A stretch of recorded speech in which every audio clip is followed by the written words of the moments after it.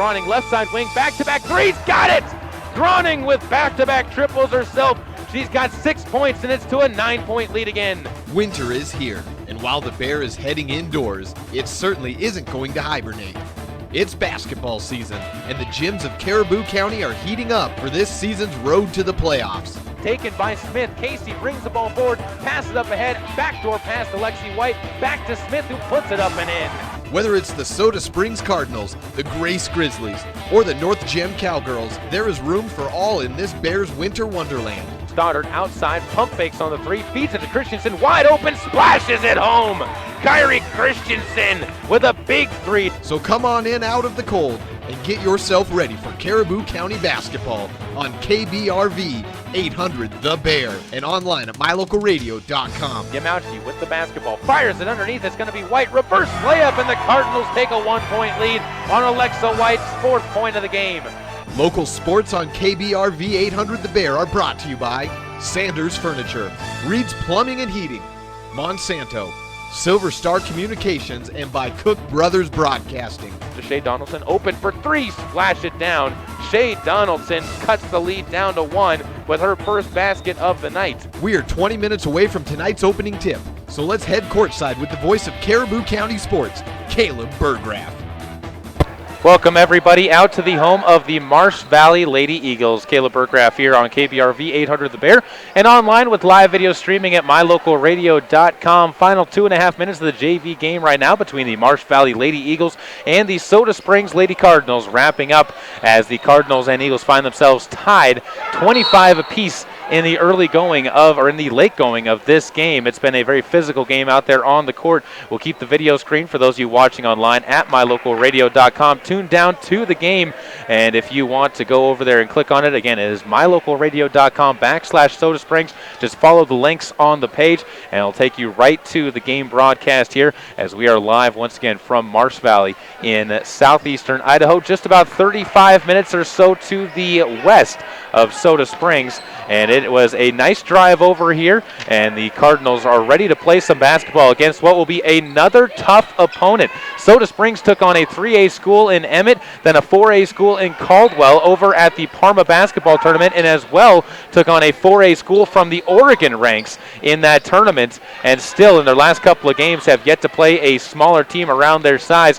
But the Cardinals have been able to hold up very well in those last few games. They're 8-3 now on the season, really starting to hit a little bit of a winning stride as they have won their last 4 games, going back to the Malad game, which they won 41-13 on the 17th of December before heading over to the tournament in Parma, where they were able to take on Emmett, Caldwell, and Baker City, Oregon for those wins to win the Parma tournament for their 2nd straight season in a row. Other than that, the Cardinals have seen a little bit of an up and down year. Wins against American Fall and Grace, losses to Teton and Snake River to get them to 8-3 on the year right now, and the varsity team very much set to see if they can make a deep run this year with district play getting ready to come up on the season. A little bit of upset feelings on the court right now as the Soda Springs Cardinals are going to get a favorable call from the officials on getting a timeout and the basketball. Again, still tied here, 25 apiece in the 4th quarter of play. Possibly an overtime game looming in this one, the way that the scoring has been going for these two teams, as it was only 12-10 at the half, and the scoring has not much improved since that halftime score, although the Soda Springs Cardinals have lost their lead and regained it when Marsh Valley went on a couple of big runs. Back to our pregame look at these two teams and what you're going to be expecting on the court from these two squads. Marsh Valley and the Eagles, as I said, they are 8-3 on the season. There are some similar opponents that they have played this year. Malad was really the big one that you can look at. A 48-34 win for Marsh Valley in that game. That was held here as the Malad Dragons had to go on the road for that one. Other games include a pair of victories over Westside for the Eagles. A 38-33 victory in their last game that was on December 16th, as well as a 54-37 win on the road at Westside as they took on the Lady Pirates in those matchups. And that is maybe the biggest difference in these two teams right now in this game. It has been 17 days since the Marsh Valley Eagles took to the court. For the Soda Springs Cardinals, it has only been 3 days since the last time they took out onto the court. And that could play a dividend in this game if you're a fan of the Soda Springs Cardinals, as they are going to be looking to try and keep that rhythm alive. The one thing that might be a detriment to the Cardinals is they had to play 3 very physical, very tough games in that same time period, and it could be a little bit of a drag on them, whereas the Marsh Valley Eagles, all they really have to worry about is whether or not they come out and are on pace, on target with what they want to be able to do out there on the court in this one. Final seconds wrapping up. Cardinals with the basketball in this JV game, 25-25 with 33 seconds to go. Belknap floating a ball down low to one of the Finlaysons. She gives it out to her sister and trying to drive in and score and being fouled. No, a jump ball is going to be called. And possession arrow will stay in favor of Soda Springs and the Cardinals on the jump ball, as again this game getting very physical as well. The varsity game getting set to start. We are a little bit behind schedule, but that was all because a horn was sounding off during the early portion of these games. And the C-team game, in fact, about 3 minutes into the C-team game, the buzzer at the scores table ended up having a breakdown, and they had to stop play for about 10 or 15 minutes in order to get that problem fixed out there on the court. But again, we are continuing to move along here. We'll take a quick break, come back with more of our pregame show on the other side. Assuming this one doesn't go into overtime, we're going to continue with our pregame show as scheduled. And if it does go into overtime, we're going to bring you a little bit of extra bonus coverage of the JV game, as we'll give you some play-by-play coverage of what the two sides do out there on the court at that point in time. You're listening to our pregame show. On the other side, though, the Caribou Motor Rewind standout student will come up on this broadcast of Cardinal basketball on KBRV 800 The Bear, with live streaming video online at mylocalradio.com. There's an organization in southeast Idaho whose wildlife conservation efforts have been commended by the Rocky Mountain Elk Foundation, the Idaho Fish and Wildlife Foundation, and the North American Moose Foundation. Who is this organization? It's Monsanto. While Monsanto is honored by the recognition they receive, their ongoing dedication to the environment is its own reward for all of us. Monsanto. Imagine. The Holiday Inn Express and Suites Nampa Idaho Center is just minutes from the Boise Municipal Airport and 1 mile from the Nampa Municipal Airport. Whether you're traveling for pleasure or on business, you will enjoy the warm surroundings and friendly staff that really make you feel at home. The Holiday Inn Express and Suites Nampa Idaho Center is close to the hospital, skiing, and restaurants. Come rest and relax. Call 1-800-HOLIDAY to reserve your rooms today. The Holiday Inn Express and Suites Nampa Idaho Center, 1-800-465-4329.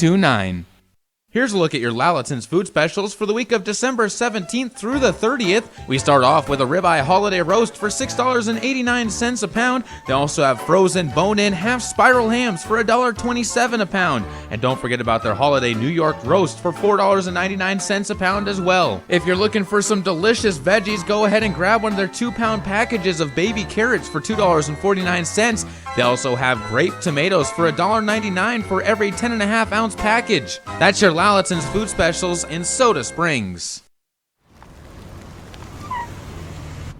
How'd I do? You'll get better. Tim can't wait to be a real driver.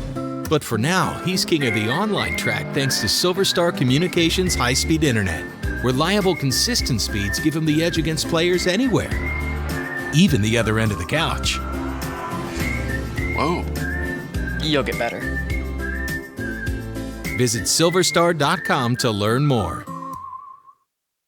Welcome back out here to the home of Marsh Valley and the Lady Eagles. We have our Caribou Motor Rewind standout student coming up for you on the other side of our broadcast as we wait, though, for this game to wrap up. It is a 25-25 score here in the fourth quarter of play with the Cardinals and the Eagles out there on the court. And right now, baseball music is being played in the middle of the gym, maybe trying to throw off the Cardinals, who are inbounding the basketball on the far sideline, trying to avoid overtime. The ball is going to be inbounded to Finlayson. Drives right side. She's going to be bumped and fouled. Only the 6th foul on the Marsh Valley Eagles, though, so the Cardinals still not shooting 1-and-1 free throws. They'll be inbounding it from the far sideline once again, and we'll see what the Cardinals decide to do with this now with 18.3 seconds left to go. It'll be Nafe to throw in the basketball. Jordan looks to her left, now flomps one to her left. It's going to be poked out of bounds by the Eagles. as Marsh Valley's defense trying to tighten up here in the final seconds of this JV contest. That was Harley Hales who was able to throw that one out of bounds. Naif again to inbound the basketball, finds Finlayson, left side corner, who falls down and is going to have a jump ball called, and Marsh Valley is going to take over possession of the basketball now with 16.3 seconds to go. Cardinals will be fouling. If they foul, it'll put the Eagles into the double bonus, so maybe expect the Eagles to try and get some contact as they push it up. Hales goes over to the left side, gets it back, tries to drive in, stutter steps, floats one to the hoop, rolls it across the hoop, rebound kick to the outside, back to Hales. She steps around into the lane, finds a free throw line jumper that is going to sit on the rim and fall off. And ladies and gentlemen, we are heading for overtime here in quarter number 4 of this JV contest. So we're going to put our pregame show on hold for the remainder of this one and bring you some extra bonus coverage of this JV overtime session, with the score sitting at 25 apiece and the two varsity squads getting set to get out onto the court as they still wait to see what their teams are able to do out there and see if they can gain them some momentum. Earlier on tonight, the Soda Springs C team was able to come away with the victory of their own, 29, over the Marsh Valley C team squad in a game that was very tight, very close, and very back and forth for both of those squads.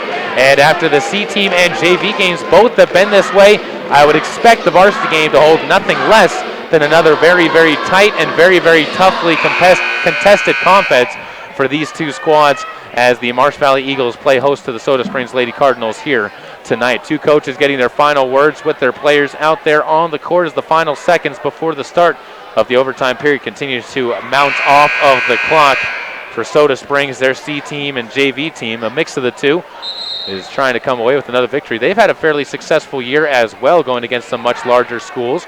They do have some losses onto their schedule, though, that have not necessarily been the most flattering of losses on their schedule to this point in time, but we'll see if they can all turn that around. On the opening tip, it's going to be the Cardinals jumping out with Jessie Belknap, as well as Taya Finlayson. Her sister, Lalani Finlayson, is out there, as well as Jordan Naif and Kate White, all taken to the court for Soda Springs and the Lady Cards on the JV squad here. 4 minutes up on the clock for this overtime session. Marsh Valley will be working right to left, Soda Springs left to right, as in that center circle, the ball is going to be won over by the Cardinals, and a jump ball is going to be called right away, which means that it should be Marsh Valley basketball going the other direction. Or no, they're just going to re-jump the ball in that center circle once again. And I think that the Marsh Valley head coach is trying to say the same thing that I was just saying up here. And another jump ball will be in that center circle. And so this one will be jumped a second time, as neither Jessie Belknap nor the jumper in Meckel Kofert for Marsh Valley and the Eagles can win over the jump ball. And I think the Marsh Valley coach is saying the exact same thing that I'm saying here, which is one team had to possess it in order for it to turn into a jump ball. And it looked like the Cardinals did the first time. It looked like Marsh Valley did the second time. And now Marsh Valley on a call is going to win this tip-off. And it will be their chance to inbound the ball on the far sideline. And we officially begin the 4 minutes of this overtime period. Eagles come over to the left side. Taking the ball there is Hales, who goes to the right on the wing before moving the ball into Keffert's hands. Keffert comes back up top to Hales. She goes back to Keffert on the right side corner. Goes back to Hales, lays it up and in. And you might be wondering where that play was in the back half of overtime. That very smooth, very quick for Marsh Valley and the Eagles to take a 27-25 lead in this overtime period. Cardinals blow a layup running down the court the other way with Haley Neff, but Jessie Belknap on the offensive board puts it up and in. It's now 27 apiece here, and the Cardinals to come back up the court on defense. It'll be Hales giving off over on the right side. And back up top of the key now. We'll take it in the hands of Sutton. Sutton moves it all the way over near side, taken there by Kofert on the wing before going back up top of the key to Sutton once again. Sutton now throws the ball into traffic. Cardinals almost get the steal. Ball on the ground, though, picked up by a pair, and it's going to be a foul call that will send Kimmy McNabb to the free throw line for Marsh Valley and the Eagles. And the foul is going to be called on Soda Springs. And it goes against Lalani Finlayson. So Lalani picks up her fourth foul, and the first free throw up and no good by Kimmy McNabb, the sophomore for this Marsh Valley team. Marsh Valley, all but one sophomore, or all but one player on this JV team are sophomores. The rest of them are juniors. or the one that is not is a junior. And the Cardinals will watch as the second free throw is missed as well. And the ball will be brought forward by Nafe again. Nafe goes left side. It'll be held on there by White. Kate tries to drive in, picks up her dribble, spins around several times, and now a jump ball is going to be called again. And possession arrow to Soda Springs and the Cardinals. With 2:51 to go in this fourth quarter, still tied up, or excuse me, this overtime period, tied up at 27 apiece between these two JV squads. Again, if you're just joining us, the varsity game on hold for a moment while the two JVs figure out a final victor in this game, in a tight game that's been close all the way through, as jump balls ruling the quarter right now. And Marsh Valley is going to take over this jump ball and bring it back the other way in their own right. Varsity game will be on tap after this one, though, so thank you for bearing with us, and thank you for sticking around and listening to us on KBRV 800 The Bears. The ball lofted up court, missing a jump shot, though, is going to be Mekul Koford as it rolls off out of bounds. Last touch by the Cardinals. It will stay Marsh Valley ball to inbound, but Koford had a wide-open shot from the right side low block for two, but could not bank it home. Ball's going to be inbounded. Kayla Smedley takes the basketball, has it swatted out of bounds. They're going to say last touch by the Eagles. And over to Soda Springs and the Cardinals as the JV coach for the Eagles, Jerry Dunn, slaps his hands together and says, I don't agree with your call, Mr. Official. Ball brought back forward to Nate, gives off to the left side. Kate White brings her dribble around to the near side, gives off to Finlayson. Lilani holds it near top of the key, goes back over to the right side wing. Nate skips one up top of the key where Kate White tries to drive in before giving it off to Finlayson. Lilani pulls herself back once again, looks inside, picks up her dribble, gives off to White, who walks it over to the right side wing. She'll spin back to her left, picks up her dribble, inside goes into Finlayson. Taya can't get the wide open shot, now gives it over to Jessie Belknap, who rattles one home from 8 feet to give the Cardinals a lead, 29-27, and the ball back up the court will be brought by the Eagles. A short layup is going to be missed off the front. Jessie Belknap fights herself free, and a foul is going to be called on Sadie Sutton, as Sutton will pick up her first foul, or excuse me, that is going to go as the 17th foul, and the third on Sutton. And we'll send Jessie Belknap to the line with 1:48 left to go here in this overtime. Cardinals up by 2, 29-27. They had a lead at the half of 12-10. Watched as Marsh Valley was able to build their lead up to 5 at one point in time at 23-18. And since then, the Cardinals have had the upper side of this one as they've outscored them 11-2. Free throw up and good for Jessie Belknap, and she'll have one more coming up, as it was 2 free throws on that attempt. Players jumped into the lane, but the Cardinals will have a chance here to do it, as Jessie now toes the line once again. And the sophomore of the Cardinals varsity will rattle that one home. Drops through. Cardinals up to a 4-point advantage, 31-27 in the overtime period of this JV contest. And this bonus coverage, of course, being brought to you by Cook Brothers Broadcasting and KBRV 800 The Bears. The Cardinals will again watch as the ball lofted forward by the Eagles on the near side. Ball passed into the lower paint, out to the free throw line. Now a pass to the left side corner, and it's going to be banked in, but after a whistle by Sadie Sutton. And it's going to send Harley Hales to the free throw line for, I believe, 1-and-1 free throws for the right-handed free throw shooter, wearing the gray KD socks with the orange and dark red trim around the shoes. Sutton's first free throw up and bottoming out. Makes it 31-28 now. Cardinals still up by 3 with 1:38 left to go, fourth quarter of play. All on your Gate City Real Estate scoreboard here in this JV contest. Second free throw good as well. Harley Hales, a sophomore as well, is definitely one of those players you can see on the varsity next year. She shows that she has a very good possession of her game, and now a foul's going to be called on the inbounds as Hales, right as I start talking about that, fouls Lilani Finlayson on the inbounds pass, and the ball will be sent the other way for Lilani to take a pair of free throws for herself. Score still sitting at 31-29 in the overtime period. Cardinals up by a pair. And the officials were bringing the players back the other way. Crowd starting to file in here, and it's a pretty solid crowd in this gym as well. A good amount of Cardinals fans making the trip up on the free holiday weekend. Technically, you can look at it as a 4.5-day weekend, as a lot of people got New Year's Eve off on Thursday. Then Friday got most of the day off, as the free throw no good by Finlayson. Should have been 2 free throws, but instead they're just going to say 1-and-1. And it goes back up the court for the Eagles. Into the court is going to be Hales. Picks up her dribble. Bounce pass to the outside. up top of the key and now moved over to the right side wing. Driving right that wing is going to be McNabb. She picks up her dribble, double team, now throws the ball away. Kicked out of bounds, last touch by the Cardinals, and it will remain Marsh Valley basketball. So the Eagles will slap the basketball on the inbound. Pass is short, picked off by Jessie Belknap, who goes to the ground, and it's going to be a travel on Jessie Belknap, who throws the ball behind her, as she does not like that call. And I don't think that Coach Jeff Horsley liked it either, as he throws his pen down to the ground and explodes across the court. He's going to call a timeout, and he's going to come up and talk to the officials. And you can read his voice, or read his lips, that it is a terrible call. Official is the polite way of saying what he's saying right now. And there's a lot more going into what he's saying right now, I'm sure, to the official down there. But he did not like the call. Up here, I can definitely see where they're coming from on that call. As Jesse had it was, if anything, it was a jump ball instead of a travel. But it will be Marsh Valley basketball on the inbounds play coming up, as the two coaches go back into their huddles and talk to their players. And Coach Horsley, I think, having a little bit of a coaching moment with his players, saying you shouldn't even have gotten into that position, because you needed to, when you get that basketball, hold it tight to your chest, as that is what he looks to be talking over with the players at this moment right now. And it opens us up to, again, a 31-29 score here.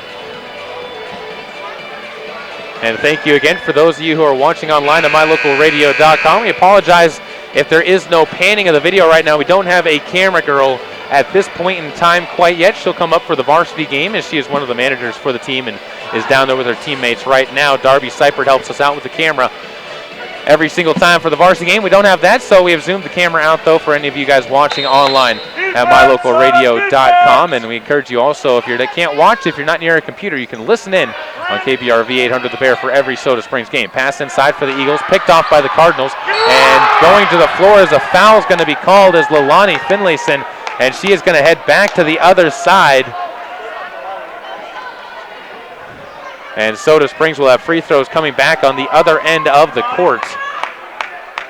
And we'll see what happens with these free throws here for the sophomore for the Cardinals. I believe Leilani is a sophomore for Soda Springs. I could be off on that one. Not used to calling her, as she's on the JV squad, but giving them a little bit of extra coverage here. And she will step to the line. And the first free throw is no good. Rolls off to the near side. And we brought back up the court by Marsh Valley and the Eagles. Ball kicked into the middle lane, and a foul is going to be called. That's going to go on Jordan Nafe, and is going to send Haley Hales to the line. And that is going to be two free throws for Haley Hales, as the Cardinals in the double bonus, as are the Marsh Valley Lady Eagles for the rest of this game. And the first free throw up and good by Hales. She'll have a chance to tie it up with 1 minute and 2 seconds left to go. And just like that, we could possibly be heading for another overtime of this game with 1 minute left to go. And then second free throw, no good. Rebound off to the far side. Marsh Valley possesses it. Hales will bring it back around top of the key. Knee brace on her right knee. Pass the ball off into the corner. Three ball up and airballed. Poor shot decision if you're the Eagles. And they almost get the steal, though, as the rebound came off into Nafe on the near side, and then was poked out of bounds as she tried to pass it over to Jessie Belknap. Poked out of bounds on the play by Kimmy McNabb. So we'll have another inbounds play coming up for Soda Springs and the Cardinals, as Jessie holds on to the basketball. Whistle blows, and it's going to be a timeout taken by Soda Springs here to talk things over, as they want to discuss what their strategy is going to be for this varsity tip, or for this JV final minute. Up by 1, 31-30 on your Gate City Real Estate scoreboard. The Cardinals trying to cling on to a victory here. And in order to do that, they're going to have to come away with some fancy footwork from their girls, as well as some good defensive stops in order to hold this Marsh Valley squad throughout the rest of this one. As the score again sits right now 31-30. Varsity game coming up, a battle of two 8-3 squads. Soda Springs 8-3, winners of their last 4. Marsh Valley has won 8 of their last 9 after they started the season 0-2 with the back-to-back losses to Sugar Salem. in their opening games of the season as well. As the Eagles stand huddled up around Coach Jerry Dunn, talking over their strategy on the defensive end, down by 1. Cardinals with their starters on the bench. Small squads here for the Cardinals, as they did have a C-team game here earlier. It meant they had to split up their JV squad to play minutes on both ends. So the Cardinals, with their 10 JV players being split up into groups of 6, as well as a couple of varsity players that normally swing getting called down. Jessie Belknap, one of those. She's still out on the court, waiting for the varsity to come running out on the court. Expect her to get some minutes in the varsity game as well later on today. As the ball still waiting to be inbounded and finally lobbed deep to Jessie Belknap. She's going to try and dribble this up herself. Picks up her dribble left side wing as she crosses half court. Now gives off to Jordan Nafe, who's going to hold on to the basketball. Gets enclosed at as Hales comes out to guard her, and Nafe pulls back out towards half court. Goes to her left on the wing, passes this off into the hands of Finlayson. Taya picks up her dribble now, gets closed in on before giving the ball off to Lalani, who's going to be double teamed and fouled. And that's going to send Lalani to the line again, where she is 0 for 3 in this fourth quarter, or this overtime period. 24.9 seconds left here to go, as Leilani will step up to the free throw line. Pan the camera over on our website to get you a little bit better view of that edge, as she cannot end up hitting the free throw, and it kicks out. One more free throw coming up, as Marsh Valley will set in a couple of substitutions. The foul there was on Hales. It was her third. Marsh Valley, regardless, will get a chance to bring the basketball up the court. Assuming this is a make, they'll get a possession that way, and assuming it's a miss, they have a chance to rebound. It is a miss. 1 point game still. Ball pulled down underneath the basket by the Eagles and Emma Sutton, and brought back up court now by Hales as she takes the point. Goes to the right side. Back up top to Hales. Steps to the top of the key. Used her dribble, but moves the ball over to the left side. And now a timeout taken on the near side with 10.2 seconds left to go. And Coach Dunn, another word with his team to figure out what they can do out here on the court in order to come away with the victory. Trailing by 1 to Soda Springs and the Cardinals. Full timeout called there. We'll take this moment to remind you that tonight's game and every game on KBRV brought to you by Caribou Memorial Hospital, where you'll find a qualified, happy, and fun staff working with doctors who have a real interest in your well-being. They also have a large network of specialists and surgeons working in state-of-the-art surgical facilities and feature on-site rehabilitation services to ensure you have a comfortable and timely recovery. That's Caribou Memorial Hospital, Living Center, and Clinics at 300 South 3rd West in Soda Springs, Idaho. Of course, I know a lot of the kids over at the high school, whenever they have to go have rehabilitation done, they go over and you take advantage of that clinic. That's right outside of the hospital. And I know that they have a good reputation around them. Of course, a couple of people that work with our broadcast, one being Ben Jacobson, is also one of those who has a good word on what his hospital is doing, as he helps out with the hospital. He's one of the main focuses of the hospital, or one of the people that works at the hospital is, I guess, the better way just to kind of close that one off.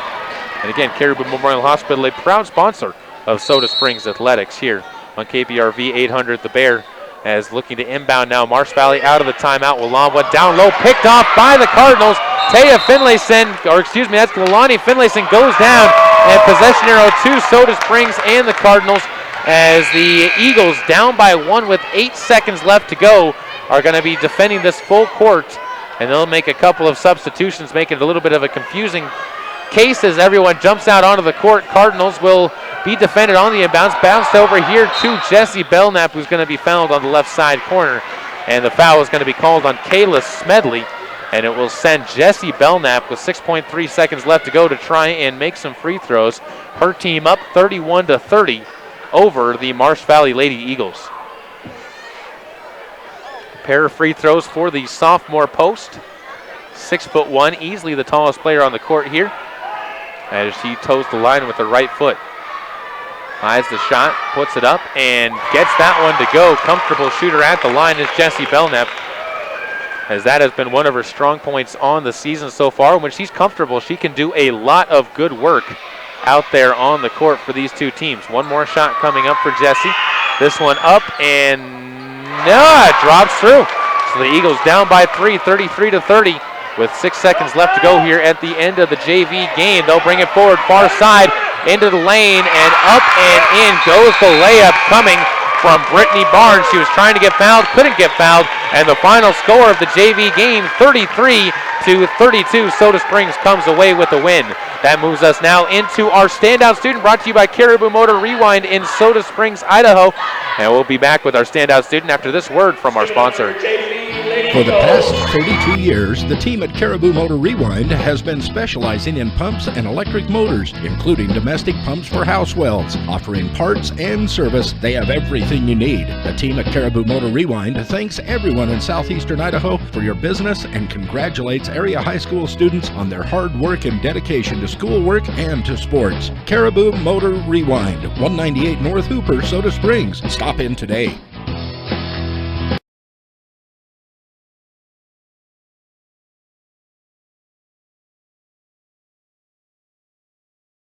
Caleb Bergraff here with sophomore Jeremiah Hansen from Soda Springs High School. And Jeremiah, how's the sophomore year been going for you so far? Well, it's definitely better than the freshman year so far. Yeah, grades are definitely better. Finally, got grades better enough for wrestling. The first semester's already almost over and finals coming up. I see that as making or breaking me, and it's already stressing me out. Talk a little bit about the classes you're in this year and what finals you're taking this year. How'd they go? This year, I don't know why, but the grades feel a little bit easier. I don't know, freshman year, I guess it was just like jumping in this whole new. You just jump into this new school, there's a bunch of new people and new classes and stuff like that, and, it's really new and stuff, so it takes like a whole year to get used to it. What are some of the subjects that you're in this year, and what were some of the classes you took? I am in Spanish. It'd be my first hour. It's pretty fun. It's a pretty easy class, kind of a dink-off class, I like so. And then second hour is math in the second period. Bummer, but you get used to it. And then third hour's biology, which I just got done taking a test. Almost kicked my butt, but I got through it. And then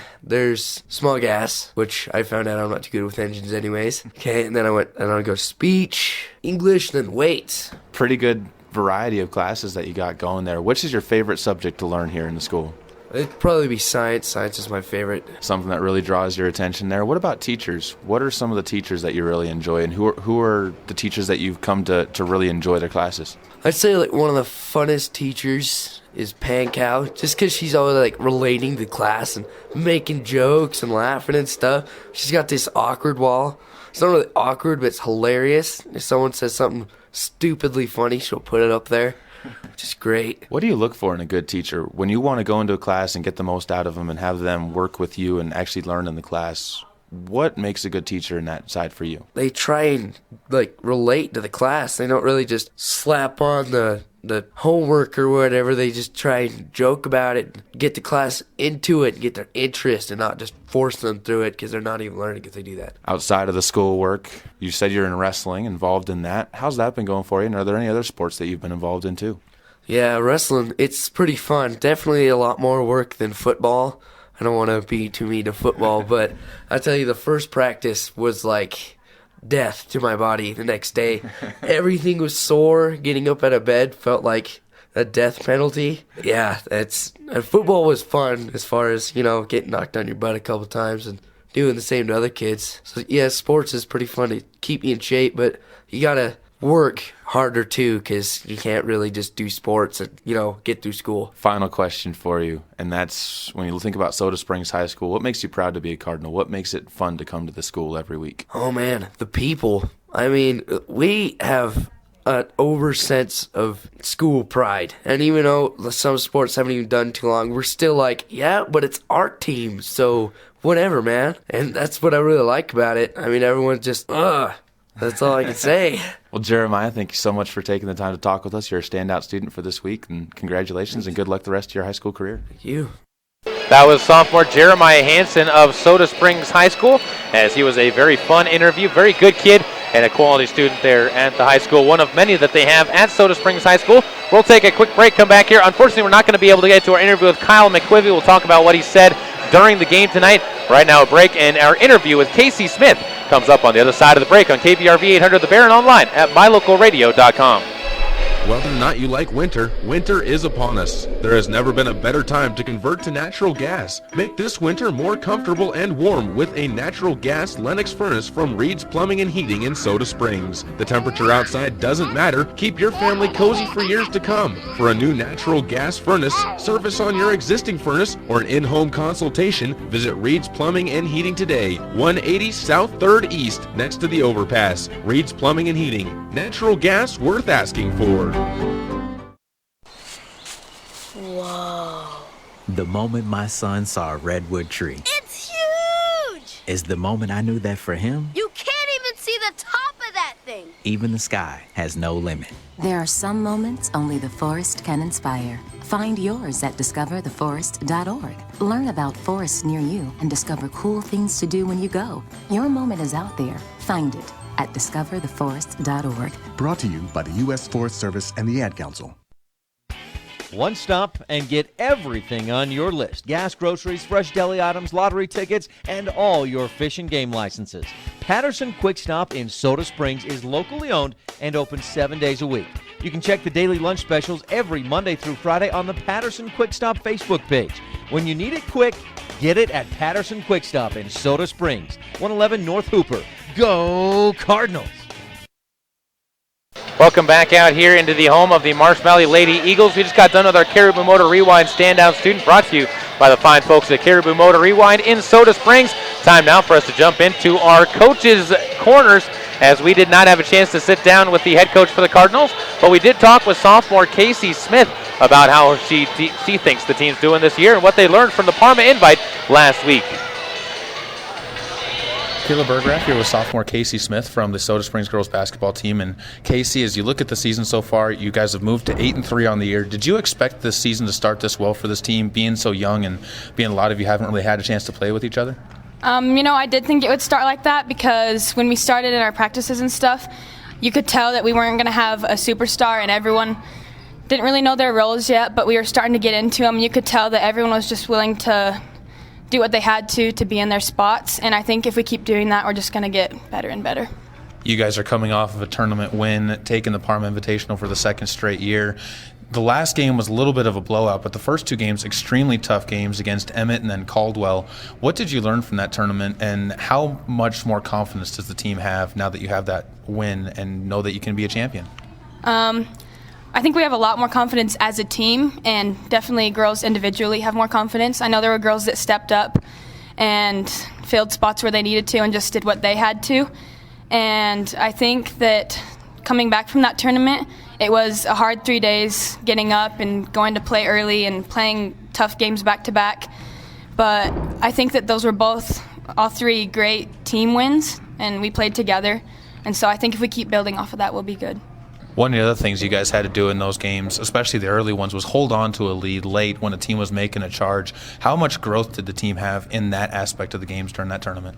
A ton of growth, because if you look at some of our games before, at times like that we would panic and we wouldn't do our roles, and people would try to do too much or too less or do things when they weren't needed. And I think that we just stayed calm, and that first game was really close towards the end, and I think that we just kept our cool and handled the pressure. Looking at your game now, you started out a little bit slow this year. You had your struggles in the early games after the first game of the year, but then you've really started to hit your streak in the last 5 or 6 games. Offensively, you've been hitting a lot of good shots. Defensively, you've been a good presence out there on the court. What clicked, and did you see it? Have you seen it start to happen in games as well? Yes, I've felt more confident, and I think it's partly just because it's in my head, and I just needed to tell myself that I belonged there and that I needed to do what I could, because my teammates are doing what they could, and if I'm not doing my role, then it's not going to work out. So if I just step up and play my game and know what I know how to do, my teammates will follow, and I can follow them. And a big part of my confidence was my teammates, just getting to open spots, they get you the ball, you make a shot, you feel better about yourself, you feel better about them, they feel better about themselves. So I think it just goes all the way around. One final question for you, and that's when you look at the youth on this team. You're a sophomore. Reagan is a freshman on the starting lineup. The two of you guys are really a big piece of that team. But also you look at the bench players, Taylor Myers, Jesse Belknap, another couple of sophomores that are playing some good minutes out there on the court. when you look at that youth core that this team has, what does that make you think? What does that make you feel when you realize how young this team is? It just makes me see what we can accomplish if we're so young already. I mean, I don't think age matters as much as people say it does. I think it's just your heart and how you play. If you really go out there and go for what you want, I think that you can accomplish things. I've played with a lot of these girls for a while, and I've seen how they've played, and I think they've grown a ton just being in this season and from where they've been before. So I think it'll be good. Casey, thank you so much again for the time. Good luck to you guys tonight against Marsh Valley. Thank you. That was Casey Smith, a sophomore for the Soda Springs Lady Cardinals. We're going to take a quick 30-second break, come back with the start of our the starting lineups of tonight's game, as well as the opening tip, brought to you by the 3C Grill and Grace, all here on KBRV 800 The Bear and online at mylocalradio.com. The holiday season is a time for honoring old traditions as well as creating new ones. Whether your traditions include good meals around the dining room table or lazy days watching the game, Sanders Furniture will help you make it more enjoyable. With brands like Maytag, Whirlpool, and Lazy Boy, they have furniture and appliances for every room in your home. Take advantage of the great selections and the even better prices. Sanders Furniture, 148 South Main in Soda Springs.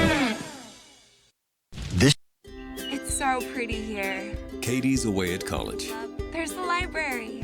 but she can still be close to her mom back home.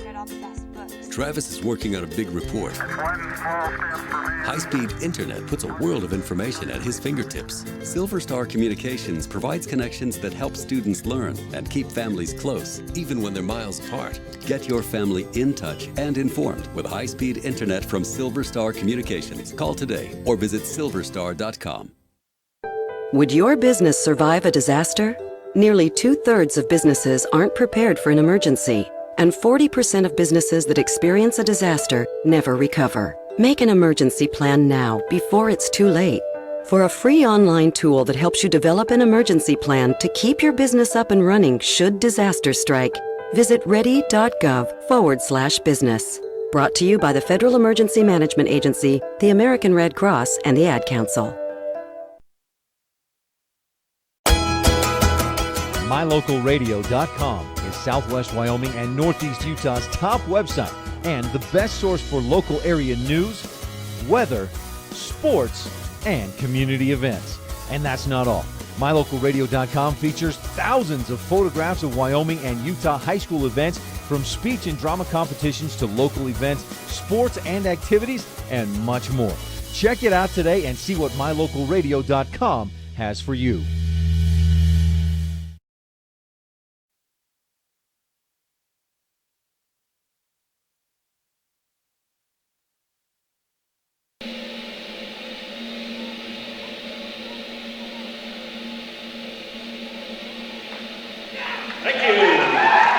And there was the national anthem as we welcome you back into KBRV 800 The Bear and our live video stream online at mylocalradio.com. Two teams getting set to take out onto the court with their starting lineups, and that gives us a chance to jump into our starting lineups as well. Still no sponsor for the starting lineups, and as I've said with many weeks around this, if you want to be a sponsor on this broadcast, be sure to give us a call at our station, 208-547-2400. Kim Miller, always looking to try and give you a chance to broadcast. She'll be there to help you out. And the starters for the Soda Springs Lady Cardinals looking like this. It's going to be Callie Groning leading the way, senior 5'7", wearing the number 2. Number 4 is sophomore 5'5", Casey Smith. Number 12 is freshman 5'6", Reagan Yamauchi. And wrapping up the last two, sophomore 5'5", Taylor Myers, and junior 5'10", Kirsten Rasmussen, wearing the numbers 15 and 24, respectively. On the other side for Marsh Valley and the Lady Eagles, they're led off by number 3, junior Lindsay Nichols. Number 15 is junior Paige Vorwaller. Number 22 is junior Kenzie Gunter. Number 23 is sophomore Taya Batts. And number 32 is senior Katie Anderson. And if you're wondering about how many seniors and sophomores this Marsh Valley team has, it is a very junior-laden team, as they have 1 senior, 1 sophomore, and 7 juniors wrapping up their squad, and plenty of good height, plenty of solid leadership on the team as well. And if you talk to a lot of the people out there, This is a team that is built around their speed and their size, which is going to be a good test for Soda Springs and the Cardinals in tonight's contest, as they have yet to really face a team with the type of balance in those two areas that this team is going to present against them. And the one thing that both coaches are looking at is how their teams are going to come out in tonight's game. Soda Springs, of course, after the long tournament that they were just in, might be a little bit worn out still from that. And for Marsh Valley and the Eagles, they've had 17 days in between their last game, so they could be a little bit rusty coming out there onto the court. Center circle, it's going to be Katie Anderson taking the opening tip against Kirsten Rasmussen, and it is quite the height differential. Katie Anderson standing 6'1" or 6'2" on the court as the center. Lal is lobbed up, and the 3C girl and Grace opening tip won by the Marsh Valley Eagles to the left side. Trying to drive in and pulling it back out is going to be Gunter. She cuts to the hoop, gives off to her post, and the shot is going to be missed before the rebound pulled down by Callie Groning and brought forward by Soda Springs. Groning goes left side. Yamauchi looking to try and feed the ball into the post, picks up her dribble, kicks it out to Groning, still standing on the left side wing. Callie goes to her left, hands off to Uragan before she comes up top, crosses back to her left, kicks it back to Groning in the left side corner. 30 seconds gone by here.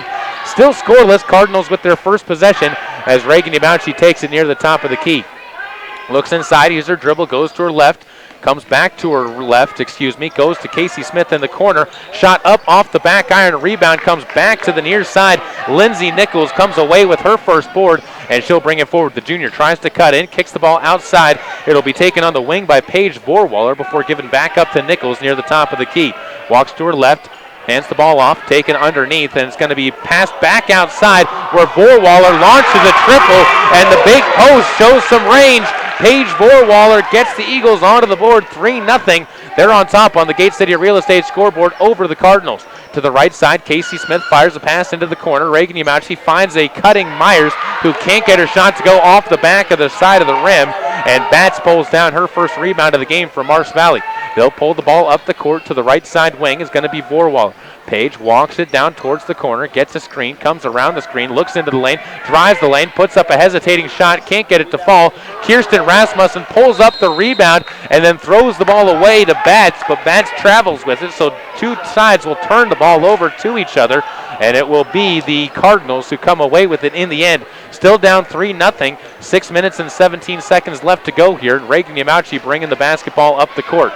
The freshman comes to her left, comes to the side of the key, now goes into the lane. The lane opens up for her. She puts up the layup. Had trouble getting a hold on the basketball towards the hoop as she got contact and was fouled, and ends up will step to the line for a pair of free throws. The foul, I believe, is going to end up going on Kenzie Gunter for her first. As Rasmussen toes the line after getting the free throw, or getting the ball for her first free throw. It's been an up and down free throw shooter so far this year. The freshman this time around will knock home the front end. Gets the Cardinals onto the board. 3-1. They still trail on the Gate City Real Estate scoreboard. And one more coming up for the freshman. Ball's going to be bounced out to her. Cardinals working right to left on your radio dial and video screen. As Yamauchi crouches down low, puts the shot up, and that one rolls through as well, gripping the nylon on its way down. And the Cardinals trail by 1, 3-2. Driving into the lane, stepping around and firing up an off-balance shot is going to be the junior Lindsay Nichols. Jump ball is going to be tied up underneath the basket, and it's going to be won over by the Cardinals as Taylor Myers gets her first rebound, as she was one of the Cardinals who tied up in that. And it'll be brought back forward by Reagan Yamauchi. Cardinals with a chance to take the lead here. Down 3-2. Yamauchi drives to her right, pulls out on the wing, puts up a three in motion off the side of the rim, but the rebound tipped out of bounds by the Eagles, and Soda Springs will take possession of the basketball on the loose ball. Another chance for Yamauchi to inbound here, as the freshman stands just to the right of the key before lobbing one deep. She'll find Casey Smith near side Groning, open for three herself. That one's strong off the back rim. Rasmussen trying to track down the board. It goes off her fingertips and out of bounds, and the Eagles will take the ball back this time as they get a chance to bring this forward. While we're here, give you a moment to remember your shot of the game, brought to you by A&C Embroidery. They're in the business of making your business or team look good. Give them a call today at 208-604-1775. The Cardinals on the court are going to almost force a turnover. Now they do force a turnover as the quick pace too much for Marsh Valley on that drive up the court. It'll be Callie Grani to bring it up the left side. Spins into the middle of the court, stops top of the key, and gives off to Smith. Casey backs up to half court. before driving over to her right, walking to her right, I should say. Hesitates, stops, and acts like she's going to drive. Callie launches another triple, trying to shoot her herself out of the slump that she's been in. Rebound is pulled in by Taya Batts and brought back up now by Marsh Valley and the Eagles. To the left side, they'll fire one in. Vorwaller finds the big post, and Katie Anderson, the senior, lays it up and in. Big girl making a big basket. It's 5-2. 4 minutes and 52 seconds left to go. It'll be over to the left side where Reagan Yamauchi tries to drive to the hoop again. Gets the contact. Vorwaller this time, the one who might have gotten the shoulder into her. We'll see who the official decides to call this one on, and it will be on Paige Vorwaller for her first foul. And they're going to call this one on the floor, so it'll just be an inbounds coming up for the Cardinals. Only the second team foul on the Eagles. No team foul so far on the Cardinals. They played clean in the first 3 minutes and 13 seconds. Almost they turned the rebound ball over on the inbounds pass, and it will be picked up by Anderson, brought up the far side of the court as the Eagles work from left to right. Trying to cross into lane, now spinning around and picking up her dribble is Gunter. She kicks off to the left side. In and out goes the shot coming there from Anderson. Rebound dribbles into the hands of Myers, who gives it up court to Smith, who brings it over to the right side wing. She goes up top. Kirsten Rasmussen thought about a shot from the top of the key. She was left wide open. Pass it up now. Ball pass near side, and it's going to be another three ball by Callie. This time Callie gets it to go, and we're all knotted up at 5 apiece here in the first quarter of play on the Gate City Real Estate scoreboard. 5-5 with 4:05 to go. Ball's almost turned over. Eagles somehow avoid giving it back to the Cardinals, and a quick jumper climbs over the rim, and one is Taya Batts, the sophomore, gets her first bucket of the game and is heading to the free throw line after a foul is called on Kirsten Rasmussen of Soda Springs and the Cardinals. 7-5 now with a chance for Batts at the line. Taya's already got 2 rebounds in this game, 2 points, and make it 3 as she knocks home the free throw and makes the lead 8-5 for Marsh Valley and the Eagles. Cardinals walk it up with Reagan Yamauchi taking the point. Still working right to left. Smith takes it left side wing. She'll pass this off to Rasmussen. Down along the low block, loses the ball out of her hands, and a turnover back over to Marsh Valley. The third turnover for the Eagles in this quarter. And with 3:45 to go, it'll be the Eagles to bring it back up court against the full court pressure applied by the Cardinals. The height for the Eagles could play some problems with them on their full court press, and helps out there as driving the lane before traveling is going to be Anderson. She took the extra step, an easy call there. You got to take 1 dribble before you can take 3 steps. And it turns it back over to Soda Springs and the Cardinals. It'll be Reagan Yamauchi to bring this one forward. Walks to her right, passes it off there to Callie Groning on the far side wing. Holds the ball above her head in front of the cheerleaders before finding a cutting Rasmussen, who finds an open shot, lays it in with a soft touch, and the Cardinals back within 1. Score sits now at 8-7 on the Gate City Real Estate scoreboard. One more attempt on defense before the Cardinals can take the lead here, and it's brought up the court, and the foul is going to be called on Taylor Myers down low on the near sideline as she tried to get in and take a charge and could not quite get her feet set in time. And it's going to be the Eagles inbound the ball from the near sideline. Pass is going to go in and taken forward by Gunter. Kenzie, who talking with the coach of the Marsh Valley Eagles, and McQuivy is definitely the leader on this team. Eagles driving the ball into the lane and dribbles to the near side, but last touch by Soda Springs and the Cardinals. And the Eagles get another chance to inbound, but going back to Gunter, he said, you'd think that it would be the senior on the team, especially when you have a senior who's as involved in the offense as Anderson. But for the Eagles, really their main player that they look to get them started on the court has been Gunter. The junior doing a good job, and she takes most of the point guard duties. Here taking the point guard duties is Nichols. She passed it outside. Gunter is going to, ball moved to Anderson over at the left side elbow. Katie Anderson drops home a nice deuce. Assist goes into the hands of Paige Vorwaller, and it'll be brought back up the court by the Cardinals. Still down by 3, 10-7. Ball passed to the left side wing, taken by Groning there. She looks inside, now goes back up top to Myers. Top of the key, fires it over to Smith.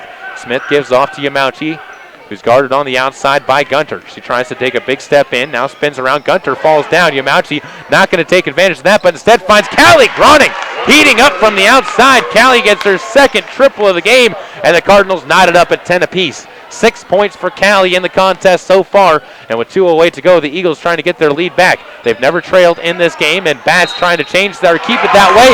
She does, and her second and one opportunity. That's the second time she's been fouled by a Cardinal closing out late. Kirsten Rasmussen picks up her second foul, and it'll be Tawny Barfus checking into the game for Soda Springs as soon as the buzzer sounds, and the free throw up and good, and that will allow Tawny to check in. The lead now goes to 3 points again for Marsh Valley, 13-10 on your Gate City Real Estate scoreboard, with Myers inbounding the basketball, and will be jogged up the court by Reagan Yamauchi, 13-10. Yamauchi comes up, 2 screens being set for on either side as they sandwich Gunter. Yamauchi thinks about driving into the lane, pulls back, now does, fires a pass underneath. Myers not ready for it though, and it's the 4th turnover for Soda Springs in the game. Back to the Eagles. Minute and 48 seconds to go once again, and now jogging the ball up the court is going to take the point guard duties of Kenzie Gunter. Guarded by Smith, she goes to her left, back to her right, spins into the lane, stops, pops at the free throw line, count it. Fluid motion by Kenzie Gunter there, drops home the deuce. It's a 15-10 lead for Marsh Valley and the Eagles. It'll be up to the top of the key, right side, taking it there is going to be Smith before feeding into the corner where Yamauchi holds the ball for a moment, tries to spin to her left, picks the ball back up, has it poked away from her, tied up down low on the floor, and the jump ball is going to give possession to Marsh Valley and the Eagles and make it a 5th turnover on Soda Springs in the quarter with a minute and 18 seconds left to go. Substitutions into the game for the Cardinals, as also checking in alongside Barfus is going to be Alexa White as the junior gets her first minutes of the game so far. Minute and 16 seconds to go here. Marsh Valley brings the ball up the left side. Gunter taking the point. Lofts a pass deep. Anderson fights to get it, loses it back over to Myers, who almost turns it right back over to the Eagles, but the Cardinals will keep possession. It's brought forward by Smith at the half-court stripe. Goes to her right. Catches a screen from Myers. Still cut into the lane. Loses the ball. Kicked around before going out of bounds. Last touch by the Eagles. And Soda Springs gets to inbound once again as Callie Groning will take the job of that, standing on the baseline on the left side of the hoop from where we're sitting. Or from where she's standing, I should say. 57.3 seconds left to go here. Soda Springs trailing by 5. Subs come in for Marsh Valley as new into the game is going to be Ashley. I believe that is, can't get a good look at the number. It is actually going to be Anna Gray. Her first minutes is a 3-ball up from the right side. No good. Rebound's going to be pulled down on the near side by Paige Borwaller for her first and given up ahead to Anderson. She goes right side back into the corner. Borwaller takes it top of the key. 3-ball airballed out of bounds, and jumping and running her way back down the court is Borwaller, as the frustration evident for a moment. Then she points up into the crowds with a sheepish smile on her face. Junior will have to reset. 35 seconds to go. Cardinals jog the ball up the court. It'll be Groning taking the point to the left side. Passes top of the key. Smith launches up a deep triple. Can't get that to go. Rebound dribbles out of bounds. Last touch by Soda Springs. Eagles will get a chance to possess the basketball this time, and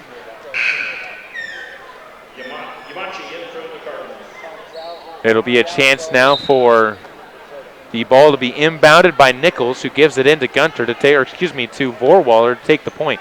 Lindsay jogs it up the right side, comes across the Eagle logo just to the side of the half court.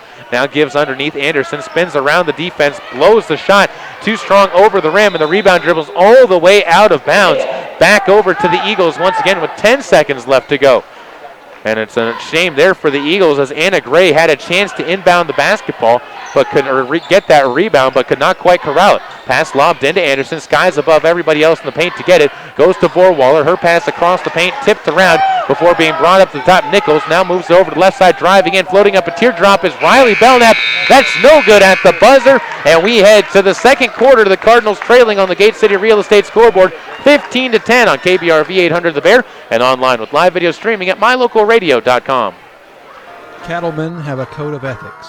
Live each day with courage. Take pride in your work.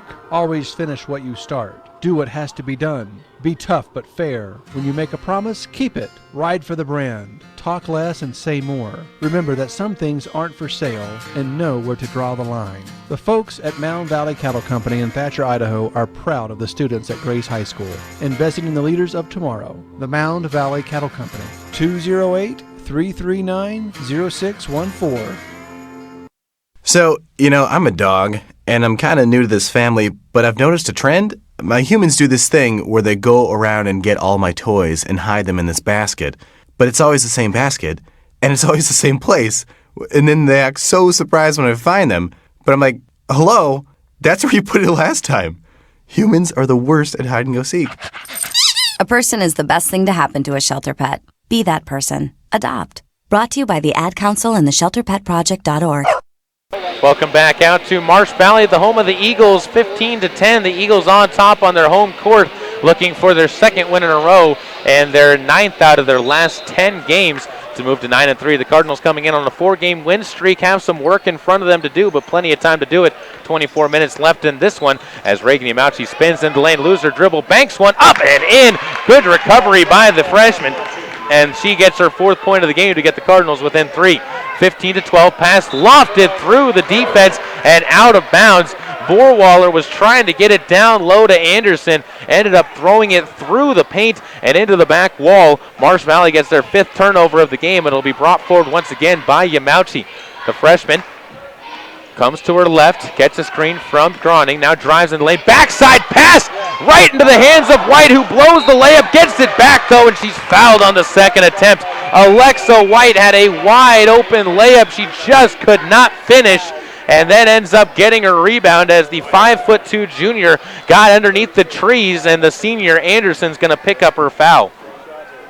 First foul on Anderson, and the first free throw up and no good for Alexa White. She'll have one more free throw coming up here. And this one up and no good as well. Rebound bounces off into the hands of Vorwaller. That's her second board. She passed it up ahead quickly. Taking it back now, top of the key is Vorwaller. Goes to the left side. Belknap tosses up a triple for the Eagles. No good. Rebound comes to the near side. Vorwaller right there on the backside with the offensive rebound and the layup. That's her 5th point in the game and her 3rd rebound. Soda Springs back down by 5, 17-12. Groning goes to the left side corner. It'll be White who takes the ball there and dribbles it back up top to Groning.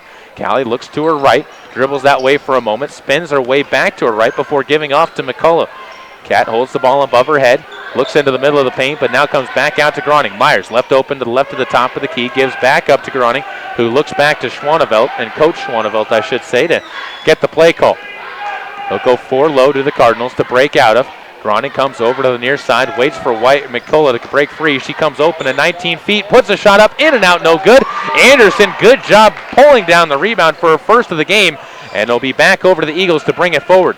Up the right sideline, and a pass lofted down low is picked off by the Cardinals, and Groning comes up with the steal. Callie trying to drive the coast, gives it outside. It's going to be going into the hands of Yamauchi, who drives around, and a foul's going to be called off ball as she passed the ball away and got bumped. It'll be on the floor, and the Cardinals get a chance to inbound here.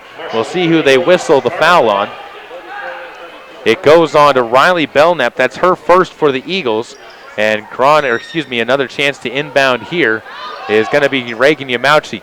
She waits for McCullough to break out over on the right side, comes up top to Groning, who takes it to the right of the top of the key. She passes middle of the paint. Yamauchi travels with the ball before she could get the shot up and spins it around back into the hands of the Eagles to bring it forward.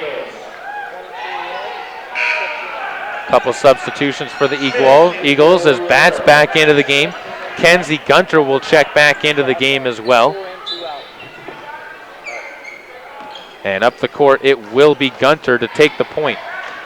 Anderson taking a little bit of a seat, as well as Ashlyn Marshall checks in for the Eagles as well. So 3 substitutions, as it will be the Eagles backing it out to Gunter. She lines up a deep triple, airballs it, but right into the hands of one of her teammates.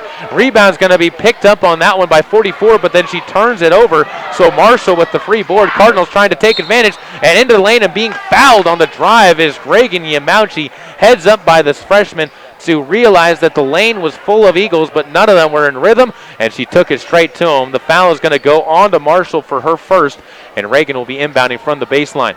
She looks to her left, passes it out to Smith, wide open, nobody around her, can't hit the 3. Rebound dribbles off to Yamauchi. She finds a backdoor McCullough, who lays it up and is fouled. Cat is going to head to the line for the first time tonight. She had a breakout performance over at the tournament in Parma, as she ended up having a very, very strong performance in their game against Baker. See if she can ride that into a good back half of the season. Can't hit the free throw there. Cardinals have missed their last 3. 17-12, they still trail right now on the Gate City Real Estate scoreboard to Marsh Valley. 5 minutes and 38 seconds to go. Cat puts this one up, and that one rattles its way down and good. So the lead's cut down to 4 points, 17-13. Cardinals down. 5 minutes and 38 seconds to go. Ball's going to be passed in, and Gunter will bring the ball forward after pointing out a little red basketball that dribbled out onto the court. She'll spin around, now comes back to the near side, passes to the corner. That's going to be Riley Belknap, who can't get the shot to go. Rebound's going to be pulled in by McCullough for her first, and the Cardinals will push it back the other way with Groning putting up another triple, but can't get that to go. Rims out to the far side. Rebound tipped out of bounds to Soda Springs, and they'll get a chance to inbound it themselves as Reagan Yamauchi will take over. Down below the basket, standing to the left side of the hoop from where she's looking, goes off the back of the defender, now goes off of another defender, picks up the basketball, and passes it near side to Smith in motion, puts up a triple, wraps it down, and good. Casey Smith with her first bucket of the game, and Soda Springs back within one, 17-16. 5 minutes left to go here, second quarter of play. Over to the left side, ball will be taken there by Belknap, top of the key now, back to Gunter. Gunter goes to her left, cuts into the lane, tosses one up at the backboard, off the back iron. Rebound comes out to Groning. She's got a lane to the hoop, trying to go coast to coast, gets the contact, puts it up, and she can't get the basket, but she's heading to the stripe for a pair of free throws as Riley Belknap tried to step in and take the charge, but could not quite get her feet set, and Callie Groning will step to the line. Callie, already a pair of triples in the game to give herself 6 points, trying to add on that team high and game high. And she's tied with Taya Batts for that right now, and she misses the first free throw badly to the right side of the rim. I don't even know if she caught any of the rim on that shot. 4 minutes and 44 seconds to go as the ball gets bounced to Groning for a second one. Groning, very simple as to her equipment, shoes, socks, and jersey. Nothing else around it as she puts up the second free throw. Can't get that as well. Batts pulls down the rebound for her third, and the Eagles come up the other way. Gunter, skip pass, far side, over the head of Marshall, out of bounds. Another turnover for Marsh Valley, their 8th of the game, and Soda Springs looks to try and take advantage. 4 minutes and 37 seconds to go. Only 7 seconds come off the clock on that possession for the Eagles. It'll be Yamauchi, who has yet to come out of the game, to bring the basketball forward. Over to the left side, Reagan jogs it up, looks to her left, now back to her right. Casey Smith breaks open for a triple, can't get it to go. Rebound's going to be tracked down by Anderson, then thrown right away to Groning. She pulls it back up top to Casey Smith, who centers it top of the key. Another turnover for Marsh Valley, their 5th of the quarter, after Anderson got her second rebound. It'll be Smith to the near side. She tries to drive away, gets away with a push. No, she won't. Easy call for the officials there, as Gunter had to give space after the arm extended out for Casey Smith, and Soda Springs turns the ball over themselves for their 7th of the game. Still positive in the turnover category, 9-7, but you hate to see that kind of a turnover as Smith gives it back to the Eagles with a chance to build up on their 17-16 lead. Ball to the left side. It'll be Riley Belknap who gives it into the corner. Vorwaller open for a moment. Now goes back up top. Gunter, deep triple off the front of the rim. Rebound tipped around before Anderson tracks it down and gives it back outside. She'll give it off to Riley Belknap, who dribbles it off her own kneecap. Recoiling right into the hands of Groning. She passes underneath. Smith tries to drive baseline, passes outside, where Groning travels with the basketball and turns it right back over to Marsh. Sloppy play for both teams in the second quarter, as we had 9 total turnovers in the first quarter. And now with 4 minutes and 22 seconds gone by in the second, we have another 9 for both teams already. It'll be brought forward now as Nichols takes the point, gives off to Gunter, far side, pass to the middle. Vorwaller passes back outside. Nichols, her 3 ball might have been affected by a block from Casey Smith. Rebound goes underneath to Batts as she pulls it in and is fouled on her way up. The sophomore's going to head to the line as Taylor Myers picks up her second foul. Batts to the stripe, where she's 2 for 2 already. The only free throws that Marsh Valley has taken so far tonight. And the first one up and no good. Make her 2 for 3 at the stripe. One more coming up now. Be sure to stick around for our halftime show brought to you by Mexico Therapeutic Services. We'll go over all the halftime numbers as well as look at how we got to this point. As Bats crouches down again, this free throw up, no good. Rebound to Anderson, though, as the big girl gets up into the air, docks down the bucket, and gives her team, the Eagles, a 3-point lead, 19-16 with 3:18 to go. Ball backed out by Yamauchi. She looks over to her right. Still looking that way. Catches a screen from Myers. Myers hits the deck as Yamauchi drives the hoop. Can't make it worth it as her layup goes off of the rim. But Myers up off the ground, pulls down the board. Groning now tries to save it. It goes out of bounds. But a turnover back to the Eagles as Groning did everything she could to stretch out and get to that basketball, but just could not quite keep it in Cardinals' possession as it was a bit too far outside of her reach. Also going for the ball was Vorwaller, I believe, and it gives the Eagles another chance to build on their lead of 3 points. 19-16. Over to the far side. Ball skipped near side to Gunter. Her triple too strong. Rebound bounces into the hands of Yamauchi, and she'll bring it forward as she spins to her right. Passes it far side. McCullough up for a two. Can't get it to go off the side of the rim. Anderson gets the ball down this time for the Eagles. Her fifth board of the game, and all 5 in this quarter, but a turnover in the lane. Groning driving up the near side. Yamauchi coming up the near side. Loses the ball as it's stripped away from her. Both sides turning it over to each other. Bats up the court. Offensive foul. Taya Bats cutting in. The crowd not liking it here at the home of the Eagles, but it'll be another turnover now. And with the Cardinals bringing the basketball up the court, they can tie the game or get it within 1. 19-16 with 2 minutes and 22 seconds to go. Barfus inbounds the ball, and it'll be brought forward by Yamauchi. 2 minutes 17. Clock continues to wind its way down. Yamauchi comes over to the near side. On the wing, passes up top. Groning bounces one over to the right side. McCullough holds the ball there. Pump fakes, drives in. Now steps back into the corner, gives off to Groning. She looks to work it inside, passes it to Barfus at the free throw line. Tawny dribbles off her foot, loses it to Bats. Another turnover by the Cardinals, their 11th, and it's brought forward on the near side by Gunter. Trailed from behind, picks up her dribble, triple team before lobbing the pass up top. Nichols, a triple of her own. Front of the rim, no good. Anderson, another board, but she can't hit the layup. And Yamauchi comes up with the basketball, and the freshman will bring it forward for the Cardinals. Over to the right side, McCullough backs it up in the corner, picks up her dribble, looking for someone, now finds Tawny Barfus down low on the baseline, step back, layup, good. Tawny, the senior, took her time working against the taller Anderson and was able to get the shot high up into the air off the glass to make it down. 19-18, a minute and 20 to go. Over to the far side, Vorwaller stands in the corner, takes a dribble, lost pass top of the key. It'll be Gunter, another 3 attempt, this one strong. Rebound to Batch, she pulls down the board, can't get it, another offensive board and drives up, and they're going to call a foul on the ground. Taya Batts, a pair of offensive boards to give her 6 in the game, tied with the team lead as Katie Anderson has 6 as well. And the score sits at 19-18 with the Eagles inbounding from under their own hoop after the foul is called on Tawny Barfus.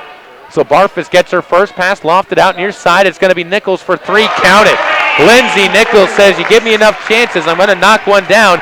And that she did as the Cardinals trail by 4, 22-18, under a minute to go in the second quarter of play. It'll be Yamauchi to bring it up. Comes over to the left side of the top of the key. Catches a screen. Tries to drive in. Near side Smith open for a 3 of her own. Airballs it over the hoop. A little bit too amped up on that one. Vorwaller gets the rebound and brings it up the far side. Into the hands of Gunter. She'll try baseline. Throws a pass into the hands of Smith, who has it batted out of hers from behind. Good steal by Casey, stepping into the passing lane and realizing that Anderson was probably going to be the target for that ball, and ends up getting the steal for the Cardinals, who will get the chance to take the last shot if they want it with 30 seconds left to go here in quarter number 2. It'll be Yamauchi over to the right side. Standing in the corner, gives off to McCullough, who stands in front of the cheerleaders on the far sideline. She gives back up top to Smith. And the clock winds to under 14 seconds to go. Smith waits for Yamauchi to clear free. Comes up top, gets the handoff, comes to her left. Now spins back to her right, 6 seconds to go. Into the corner, Smith open for a breakout triple. Airballs it over the hoop, rebounded by Vorwaller, and a heave at the end of the buzzer is going to come up well short, but Marsh Valley has to feel fairly good about how they played. Up by 4, 22-18 on the Cardinals as we head to the half. Back here with our your Mexico Therapeutic Services halftime show on KBRV 800 The Bear and online with live video streaming at mylocalradio.com. The holiday season is a time for honoring old traditions as well as creating new ones. Whether your traditions include good meals around the dining room table or lazy days watching the game, Sanders Furniture will help you make it more enjoyable. With brands like Maytag, Whirlpool, and Lazy Boy, they have furniture and appliances for every room in your home. Take advantage of the great selections and the even better prices. Sanders Furniture, 148 South Main in Soda Springs. Hey America, we need to have a little talk. We've got a lot of food in this country. We've got so much food that we can't eat it all. So how are 17 million kids in America struggling with hunger? That's why the Feeding America nationwide network of food banks gathers surplus food and gets it to hungry kids who need it. Support Feeding America and your local food bank at feedingamerica.org. Brought to you by Feeding America and the Ad Council. Whether or not you like winter, winter is upon us. There has never been a better time to convert to natural gas. Make this winter more comfortable and warm with a natural gas Lennox furnace from Reed's Plumbing and Heating in Soda Springs. The temperature outside doesn't matter. Keep your family cozy for years to come. For a new natural gas furnace, service on your existing furnace, or an in-home consultation, visit Reed's Plumbing and Heating today. 180 South 3rd East, next to the overpass. Reed's Plumbing and Heating. Natural gas worth asking for. This is a test to find out if you know it all when it comes to children. Name one of the leading killers of U.S. children age 1 to 13. What's the best way to protect children in a car crash? At what age and size should a child start using a booster seat? Don't assume you know it all when it comes to car seats for your child. Go to safercar.gov/the-right-seat and know for sure. Brought to you by the National Highway Traffic Safety Administration and the Ad Council. Welcome back into the halftime show, brought to you by Machiko Therapeutic Services right here on KBRV 800 The Bear. We'll be back with the first half highlights right after this. Many things can cause the holiday blues: stress, fatigue, unrealistic expectations, over-commercialization, financial constraints, and the inability to be with one's family and friends. Remember, the holiday season does not banish reasons for feeling sad or lonely. There is room for these feelings to be present, even if the person chooses not to express them. If you or someone you know needs professional mental health counseling, visit Mexico Therapeutic Services, located at 421 West 2nd South, Suite 3 in Soda Springs. Call 208-547-4550 for an appointment. Most insurances are accepted. Back here at the Mexico Therapeutic Services halftime show, Caleb Berggraf on KBRV 800 The Bear. Score at the half sits at 22-18 with the Lady Cardinals trailing the Eagles of Marsh Valley in this contest so far. And how we got to this point in time, well, Marsh Valley jumped out to a quick lead. They had a 15-10 lead at the early going of this one, and they ended up watching as the Cardinals slowly fought their way back into it at the end of the half, as they had an 8-7 win in that second quarter of play. So if the Cardinals can continue to march their way back into this one, it could show some good things for Soda Springs and the Cardinals, as they would really be able to have one of their better performances against one of the better teams that they've played so far this season in Marsh Valley Eagles, at least one of the deepest and one of the most physically talented as far as height goes teams in this district that they have played so far, and this is going to be a good test for them on the season. So we'll come back with our numbers from the individual side of things on the other side of another break on KBRV 800 The Bear with live video streaming online at mylocalradio.com after this word from our sponsors. How'd I do? You'll get better. Tim can't wait to be a real driver. But for now, he's king of the online track thanks to Silver Star Communications high-speed internet. Reliable, consistent speeds give him the edge against players anywhere, even the other end of the couch. Whoa. You'll get better. Visit silverstar.com to learn more. Man, do I love card night. You ready, boys? You got a king? Go, fish! Dad. Oh, come on. This is WWE superstar Titus O'Neil. The smallest moments can have the biggest impact on a child's life. Take time to be a dad today. Learn more at 877-4DAD-411 or visit fatherhood.gov. Brought to you by the U.S. Department of Health and Human Services and the Ad Council.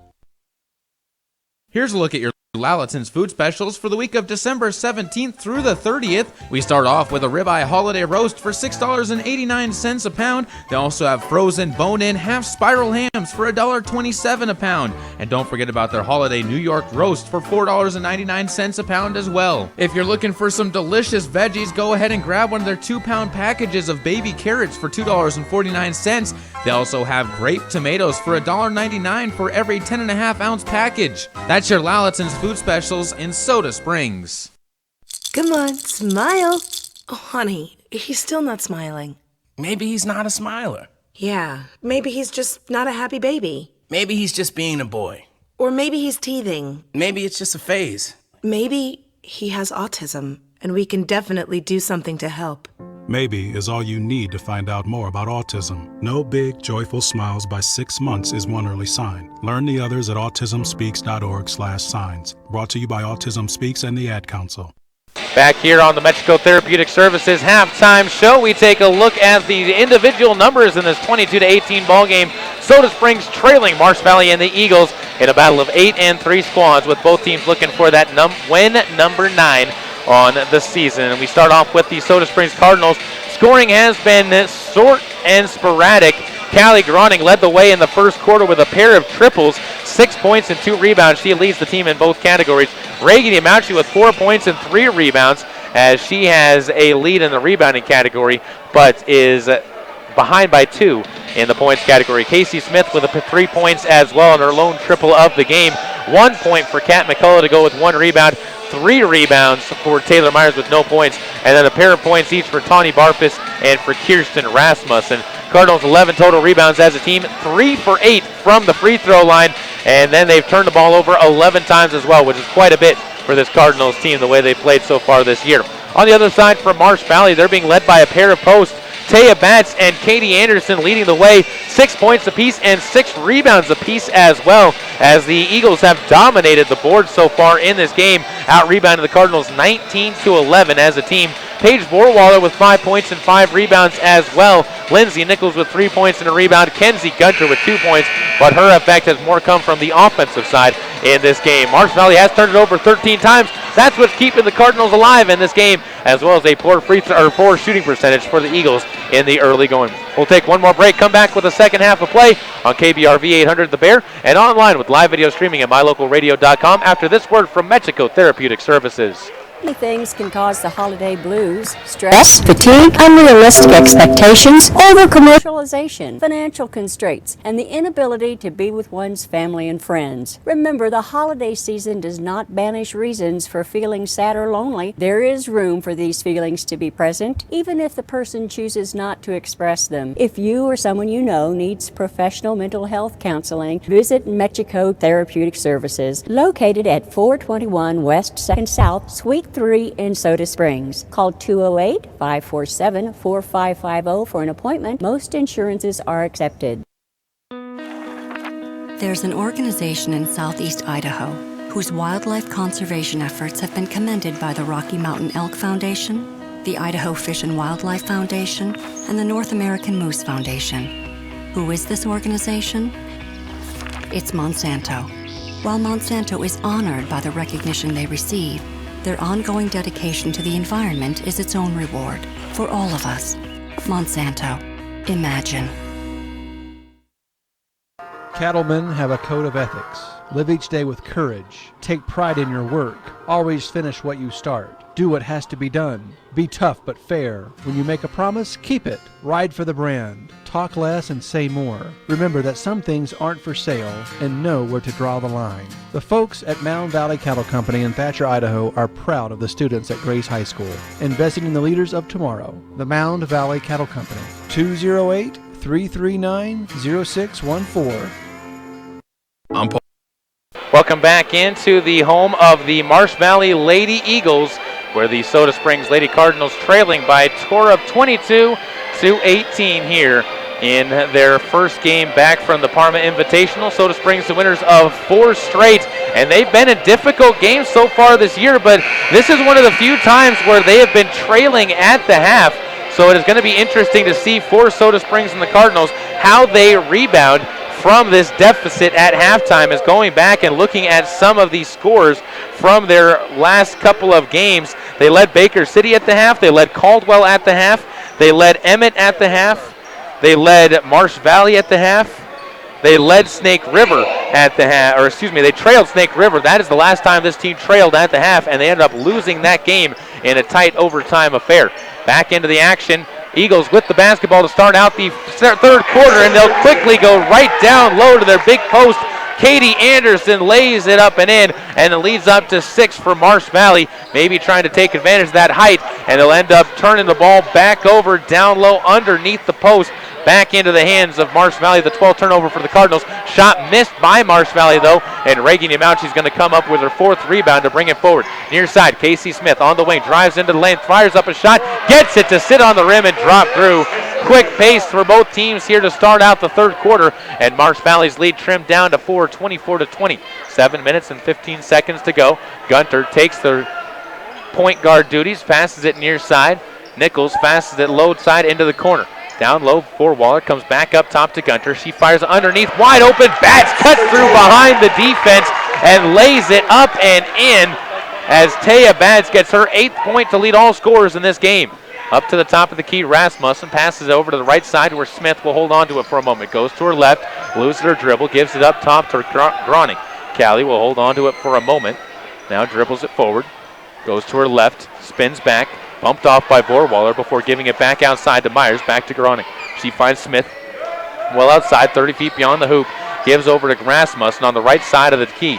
Gives it back to Groning. She'll come back over to the near side and walk it over towards the wing. Catches a screen, passes it up though before picking up her dribble.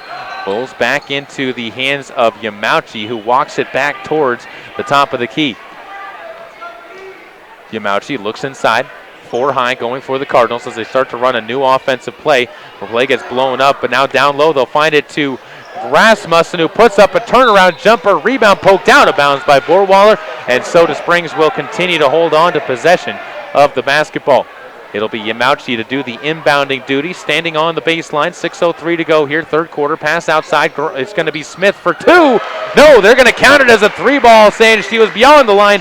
Casey Smith with her 8th point of the game, and the lead's trimmed down to 3, 26-23. Soda Springs clinging tough. Inside, ball's thrown away. Myers comes up with the steal, backs it off as Marsh Valley turns it over for the first time in the half.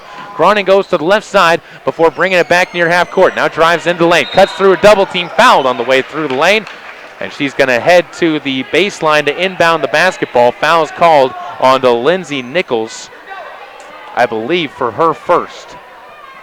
And that is correct. It'll be Smith to inbound, finds Groning, far side corner. Reagan flashes into the lane, now comes back up top. Zone defense being played by Marsh Valley, a 2-3 zone with Gunter and Nichols playing the top. As they'll come out and force it onto Yamauchi. He goes over to the right side, down low, into the paint. A quick turnaround jumper by Rasmussen, rolls off the rim, no good. Vorwaller gets the rebound and feeds it up ahead to Anderson. She fires the Bats underneath the hoop, loses her dribble, puts up a shot, sits it on the rim, and Taya Bats gets her 10th point of the game already, and it's back to a 28-23 lead for Marsh. 5-point advantage for the Eagles. Rasmussen takes the top of the key, thought about the 3, smiles as she passes it off to Smith. She goes back underneath the Rasmussen, who's fouled on a shot attempt that launches over the backboard, but that was because of the contact, and they believe it was Bats who ended up getting the foul, and that is who it's going to be on. It'll be her first and sends Kirsten Rasmussen to the stripe where she has yet to attempt a free throw. Soda struggled at the stripe in the early quarter as they went 3 for 8, make them 4 for 9 as Rasmussen gets the first one. It makes it a 4-point game, 28-24. 3 minutes into the game. As Kat McCullough checks into the game for the Cardinals, taking a seat is going to be Reagan Yamauchi. She'll get one of her first rests of the game. Shot up and good as well by Rasmussen. Another one of the better free throw shooters for the Cardinals, and she gets the lead back down to 3, 28-25. Up the left side, Gunter takes the point. This junior Looks over to her right, now skips a pass into the middle of the paint. Picked up there by Nichols, who drives in herself, and it's going to be Taylor Myers, I believe, reaching in on this one. And White, no, they're going to call that one on Callie Groning for her first. So it must have been before the second contact I saw where the foul was whistled. It'll give the ball inbounds for the Eagles. Anderson saves it from going out of bounds and throws it off of a Cardinal. Gets it back outside. Quick three ball put up and dropped home by Hope Dunn, who jogs herself back as she knew that one was going home the instant it left her hands. 31-25, Cardinals down by 6. Left side, McCullough on the wing, holds the ball high above her head. Back up top to Rasmussen. She thought about the deep juice. Can't get it to go, though, or doesn't take the shot, I should say. Rebound's going to be pulled down this time after Smith puts up a triple from the near side by Anderson. Up the court, Gunter goes straight to the hoop. Rebound's going to be pulled in on the baseline by Callie Groning. And it's going to be an inbounds play coming up underneath the basket for Marsh Valley and the Eagles from the far side. And to do the inbounding is going to be Hope Dunn. Out of the game checks Taylor Myers. Into the game for her first quarter and only quarter she has available is going to be Jessie Belknap. Pass is going to be bopped out of bounds and off of Dunn, who was standing out of bounds when it was thrown to her. Cardinals will get the turnover. Heads up play by the defense to get it off the inbounder, and it'll be back to the Cardinals to bring it up the court. Casey Smith takes the point. The sophomore looks to her left. Takes a couple dribbles that way, gives off to Kat McCullough, back up to Smith, over to the right side. Groning will hold it on the wing. Looks inside, tries to feed it down low to Rasmussen, and it's going to be picked off, but traveling with the basketball after the pickoff is going to be Vorwaller, as she did a great job getting the interception, but then couldn't keep her feet, and Soda Springs will get lucky and get a chance to inbound the ball. Groning takes it on the baseline, near side, looks over to the right side corner, now goes back to the other side where it's going to be a quick jumper, short, put up by Rasmussen, who can't quite track it in. Rebound pulled in on the defensive end by Vorwaller, then packs up the court to where the Cardinals pick it off. It'll be Belknap to take the ball for Soda Springs after the turnover. And then another turnover by the Cardinals is going to be a backcourt on Soda to give it back to the Eagles. Sloppy play here for both teams in the last two quarters, although the points have still racked up onto the scoreboard. 31-25, where we sit, Cardinals down by 6. Anderson hands the ball off to Gunter. She loses it off her foot and gives another turnover to the Cardinals. That's 18 turnovers on Marsh Valley to 14 for Soda Springs. 3 minutes, 29 seconds to go, third quarter of play in a back-and-forth affair, but the Eagles have led this one coast to coast. Cardinals have fought their way back to a tie several times, but since the middle of the second quarter have not been able to quite wrap things up into their grasp. They've been within 1, been within 3 in this quarter, but have not quite been able to close the gap. Near side, Groning takes the ball, trying to change that. Goes up top. Casey Smith tries to step in, passes it back out to Belknap, stands top of the key. Flips a pass near side, Rasmussen, pump fakes, tries to drive on Anderson, almost loses her dribble, gets it back, goes to Groning. Left side, stops outside top of the key, lets the offense reset, as she'll go over to the far side where Casey Smith holds the basketball. On the wing, above her head, goes inside to Belknap, who's going to be tied up by Anderson, the senior, making a big play. The Cardinals will keep possession on the jump ball arrow, but Anderson with a smart snag there of the basketball as it went into Belknap's hands. Groning to do the inbounding on the right side of the backboard. Will look over to her right. Now looks deep. Casey Smith breaks out for a moment, gives it back to Groning. 18-foot jumper, short. Anderson skies for the board, and being the biggest player on the court has his advantages as she gets her 8th rebound of the game. 31-25, ball pass to the near side. Hope Dunn skips it back over to the right side where Nichols gets it to the corner. Vorwaller shot blocked out of bounds. That was either Groning or Rasmussen. Kirsten Rasmussen, if it was her, has turned into a blocking machine and has just dominated on that portion of the game. Down low, it's tough to get a shot up against her as she does a very good job moving her feet along and not getting into contact. Pass set to be inbounded by Vorwaller. Nobody breaking open. Now finally gets it up top of the key. Pass down low. Picked off by Rasmussen. Back into the hands of McCullough, and the Cardinals force another turnover. That's 19 for the Eagles. Up ahead to Smith. She goes into lane. Wild shot put up. She was out of control, so no foul call. The rebound pulled in underneath by Dunn, but it's turned over as Rasmussen gets the steal. And the foul is going to be called on, I believe, Marsh Valley, as it goes against Hope Dunn after she had the ball stolen away from her. Inbounds pass goes to Rasmussen. She finds McCullough, drives left side lane, puts it up too strong. Rasmussen with the offensive board, banks it up and in. Kirsten Rasmussen was in foul trouble for most of the first half, so she had to take a seat on the bench, back out there and making a difference. 4 points already in this quarter. Pass up ahead, picked off by Groning. Great job intercepting, trying to go all the way up herself. Reach in, foul from behind. This one should be on Nichols, I believe. And that is actually going to go on Anderson. So Katie Anderson picks up her second foul. And it will be the fourth team foul on the Eagles as the Cardinals will inbound from the near side after another Marsh Valley turnover gives them their 20th.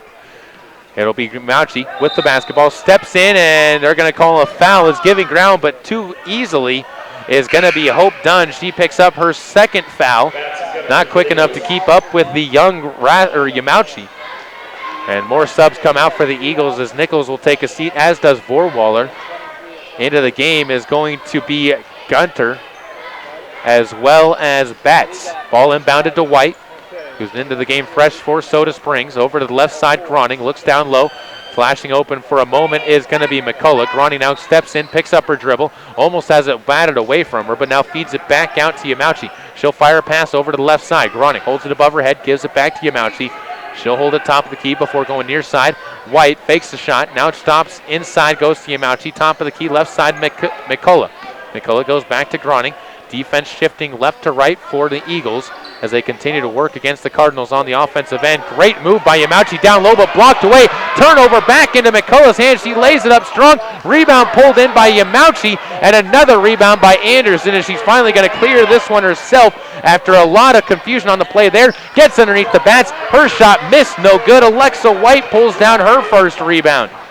And it'll be brought back up court now by the Cardinals as they go to the left side corner. McCullough pump fakes as the clock winds to under a minute to go. Cardinals down by 4. Yamauchi up top. Rasmussen for 3 off the side iron, no good. Rebounded on the near side by Riley Belknap for her first board of the game. Pass lobbed up ahead to Anderson. She goes underneath the hoop. Layup by Batts, up and good. The fast break offense working like clockwork for Marsh Valley, and the Eagles there gets them a 6-point advantage. 33-27 with 36 seconds to go. Rasmussen takes the ball to the top of the key. She gives off to White, right side wing, who moves it around back towards the top of the key, giving off to McCullough. Cat goes over to Groning. Looks inside. Now skips a pass near side to White. Right side, goes inside the lane, pass it right into the hands of the defense as it's going to be Belknap coming away with the ball. Riley takes the ball into the lane, gets some contact, puts up the shot, and they're going to call the foul on the ground with the block against Rasmussen, not the offensive charge, and it'll be shots coming up for Riley Belknap at the stripe with 11.3 seconds to go, a chance to expand on the Marsh Valley lead of 6 right now, 33-27. Cardinals get their 15th turnover of the game with that throwaway, and the first free throw up and good for Riley Belknap. Again, they have not been able to take advantage of the turnovers from Marsh Valley. It was 22 to the 15 of Soda Springs. 34-27 after the first free throw make, as the Eagles slowly starting to climb away from the Cardinals, who had trimmed it down to as little as 3. Second free throw up, that one's bottoms as well. No, they're going to count across the line, so no free throw by Riley Belknap there, and it goes to Cardinals with an inbounds play coming up. Full court pressure by the Eagles. Pass into Yamauchi. She'll try and do it herself. No, passes it near side White. White comes up the right side, 7 seconds to go, goes to Finlayson. She'll pump fake, travels with the basketball, and a mistake made by the senior gives it back over to the Eagles once again with 4 seconds left to go on the clock, and the Eagles getting the basketball, and another turnover by the Cardinals. Pass lofted up near side. It'll be taken. One dribble up ahead to Betts. She's going to get double teamed. Now fires one back, but the shot at the buzzer too late, and we head to quarter number 4. The score 34-27. Soda Springs down by 7 points to Marsh Valley and the Eagles on KBRV 800 The Bear and online with live video streaming at mylocalradio.com. Whether or not you like winter, winter is upon us. There has never been a better time to convert to natural gas. Make this winter more comfortable and warm with a natural gas Lennox furnace from Reed's Plumbing and Heating in Soda Springs. The temperature outside doesn't matter. Keep your family cozy for years to come. For a new natural gas furnace, service on your existing furnace, or an in-home consultation, visit Reed's Plumbing and Heating today. 180 South 3rd East, next to the overpass. Reed's Plumbing and Heating. Natural gas worth asking for. So, I'm a dog, and I'm kind of new to this family, but I've noticed a trend. My humans do this thing where they go around and get all my toys and hide them in this basket, but it's always the same basket, and it's always the same place, and then they act so surprised when I find them, but I'm like, hello, that's where you put it last time. Humans are the worst at hide and go seek. A person is the best thing to happen to a shelter pet. Be that person. Adopt. Brought to you by the Ad Council and the ShelterPetProject.org. Welcome back out here onto the home of the Marsh Valley Lady Eagles. 27-34, your score sits on the Gate City Real Estate scoreboard entering the final quarter of play. With 8 minutes up on the clock, it'll be the Eagles basketball to inbound, as it will be Gunter to take the point and come over to the near side. The junior comes over, blue and red shoes with the blue and orange socks, tries to cross over against Casey Smith, backs it out, now goes to her right side, and finally passes this one off into the hands now of, that is Belknap. Riley gives it off into the middle of the paint. Forwall puts up a shot, rebound on the offensive end by Betts. Can't get it to go, and Rasmussen comes in for her own rebound, her third of the game.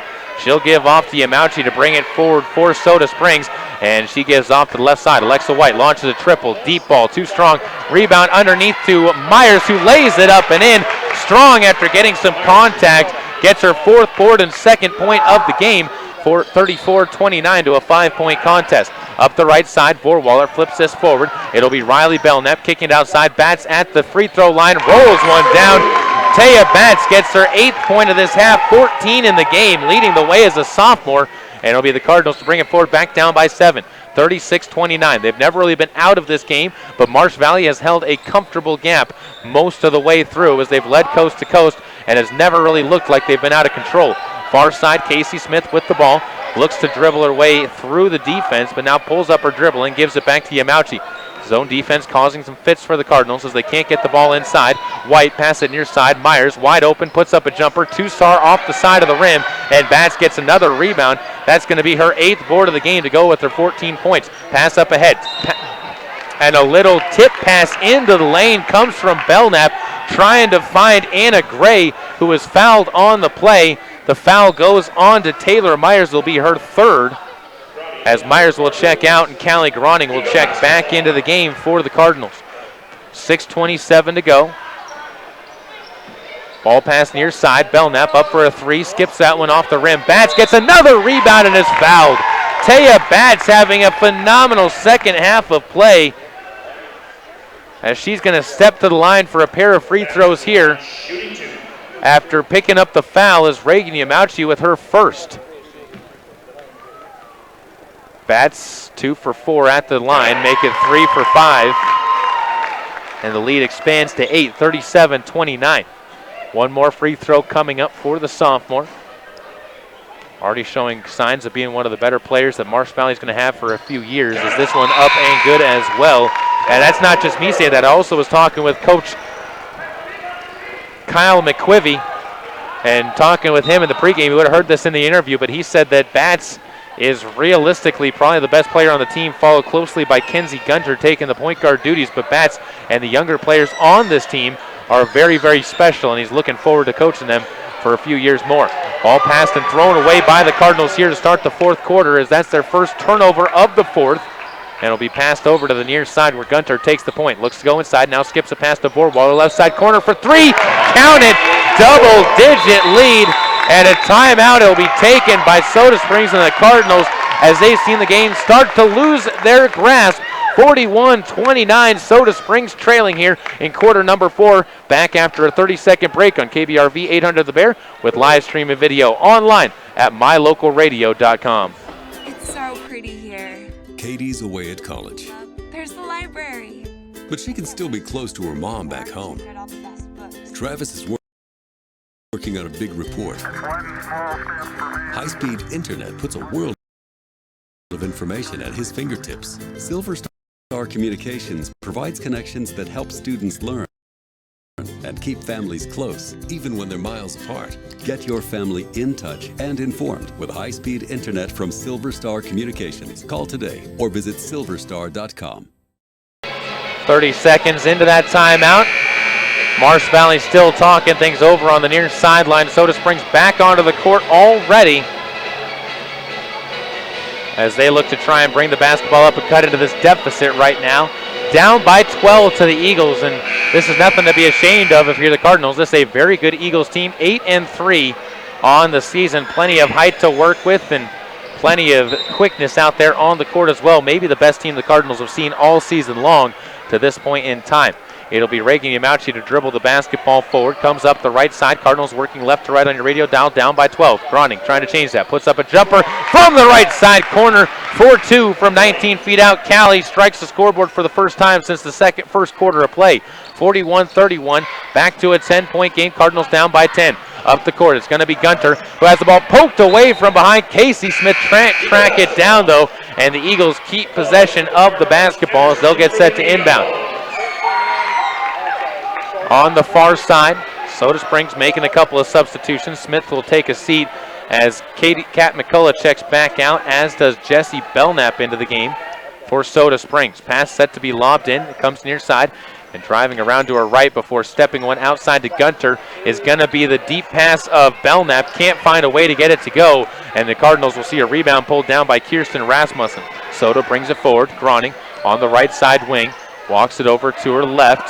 Catches a screen from Rasmussen, who fades into the paint before the ball is given to Yamauchi on the right side wing. Launches a triple. That's airballed over the hoop and saved back into play by Kat McCullough. She'll get the rebound, but it goes as a turnover back into the hands of the Eagles, who can't get a shot to drop on their own side as Vorwaller gets fouled underneath the basket.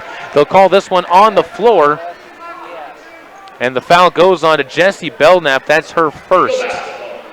And for Vorwaller, give her another offensive rebound, as that's going to be her 8th rebound of the game to go with her 8 points. Shot put up from the right side. Gunter, no good. Off the back iron. Rebounded by Jessie Belknap. Gets her first board and will give it up ahead to Yamauchi. She'll push the pace up the far sideline. Pulls her dribble up to the near side before cutting into the lane. Stopping, popping one up to the hoop. Too strong off the back iron. Rebounded by Vorwaller once again for her 9th. And it'll be up ahead now before a travel as the Eagles turn it over. Riley Belknap taking a couple of steps. And with 4:40 to go, it'll be an inbounds play coming up for the Cardinals on the near sideline. And checking out is going to be Riley Belknap. And Yamauchi will take the inbounds pass. That fresh into the game is going to be Callie Groning. Belknap taking a seat on the bench once again. Yamauchi picks up her dribble. Here's the slap from here as the ball, as she got hit on her way around. No foul call, though. Gives it back off to Smith once again. Casey steps in a couple of paces before moving it over to McCullough on the right side. Steps in, moves it outside. Yamauchi has it tipped away from her, but gets it back with 4:15 to go. The freshman comes to the right side, tries to drive around the defense, gives it into the corner. McCullough holds on to it there before lobbing a pass back over to Yamauchi, but it's picked off. Gunter coming up with the steal. The junior right to the hoop, lays it up, but stands on the line when the rebound bounces back into her hands. Give her the steal, but don't give her the points. $1 million steal, but a 10-cent turnover. As we apologize, the video screen freezing at mylocalradio.com. We'll try and get that fixed as quickly as we can. 41-31 your score here, and it's back over to the Cardinals to bring it up. Smith to the left side, picks up her dribble, now kicks it back to Groning. Right side is going to be McCullough. Looks inside before going back to Groning, top of the key. 3 minutes, 45 seconds to go. Back to Casey Smith. Smith comes back to Groning, top of the key, rises for 3. Count it! Callie Groning! Big triple at the buzzer, and a timeout's going to be taken. We'll take a break as well. Try and get our video stream fixed here on KBRV 800 The Bear and online with live video streaming at My Local Radio. Welcome back out here to the home of the Marsh Valley Eagles. A foul is going to be called on the Cardinals as the Eagles inbound the basketball coming up the court. They're down by 7, 34-41 with 3:37 to go after Callie Groning triple. Yamauchi's going to be called for her second foul on that play. And it'll be up to the Eagles to inbound, working right to left on your radio dial. Anderson gives the ball off on a tip pass into the lane. Vorwaller fouled on her way to the hoop. Paige Vorwaller is going to have a pair of free throws coming up as she stuck her foot into the lane and got fouled on the upper body by Kirsten Rasmussen. It'll be Kirsten's 4th foul of the game so far. 17 fouls on the Cardinals as well, and the first free throw is going to drop down by Vorwaller. She's got 9 points now, and she's a rebound and a point away from a double-double. 3 minutes and 34 seconds to go. Vorwaller with one more coming up. This one up and good as well. 2 for 2 at the free throw line. That's been one of the differences in this game is Marsh Valley's only missed 2 free throws all game long out of the 9 that they've taken and accounted for. Ball pass to the far side, picked off by Bats. Cardinals giving it back away to the Eagles, and then the Eagles throwing it back too far out of bounds, and a back-to-back turnovers will keep Soda Springs in possession. Soda with 20 turnovers, Marsh Valley with 24. 43-34 with 3:21 to go. Still time for the Cardinals to mount a comeback here in this game. It'll be Reagan Yamauchi who takes the point and brings this one up the court. Gives off to Callie Groning, right side now, gives off to Smith. Smith, one dribble, back up top to Groning, back to Smith near side, thought about the 3, gives back to Groning. Left side, they'll find McCullough. She looks for a flashing Yamauchi before feeding it back to Groning. Now the right side, Smith. Cardinals working the ball around the outside of this defense, but Marsh Valley and the Eagles doing a great job shuffling their defense around. Callie tries to make him pay. Shot goes high off the backboard. Rebound's going to be pulled in by Taya Batts, and it's given back over to the Eagles. Up the court, near side, Gunter wide open for 2. Count it from 10 feet out. Gunter found herself in space, didn't let the defense adjust, and put the shot up and in. It's to an 11-point lead for Marsh Valley, 45-34 on the Gate City Real Estate scoreboard. 2 minutes, 35 seconds left to go here. As up the court to the right side goes Groning. Holds it on the wing, passes one through traffic into the lane. Ball loose on the ground, picked up by the Cardinals. Smith from the top of the key, counted for a deuce. Casey Smith gets her 10th point of the game. Another timeout taken by the Cardinals. And this one's going to be a 30, so we'll keep it right here on KBRV 800 The Bear and online at mylocalradio.com. Remind you, this game brought to you by Caribou Memorial Hospital, where you will find a qualified, happy, and fun staff working with doctors who have a real interest in your well-being. They also have a large network of specialists and surgeons working in state-of-the-art surgical facilities and feature on-site rehabilitation services to ensure you have a comfortable and timely recovery. Caribou Memorial Hospital and Living Center, as well as their clinics at 300 South 3rd West in Soda Springs. 45-36, Cardinals within 9 with just under 2.5 minutes left to play here in the 4th quarter of action against Marsh Valley and the Eagles trying to mount a comeback.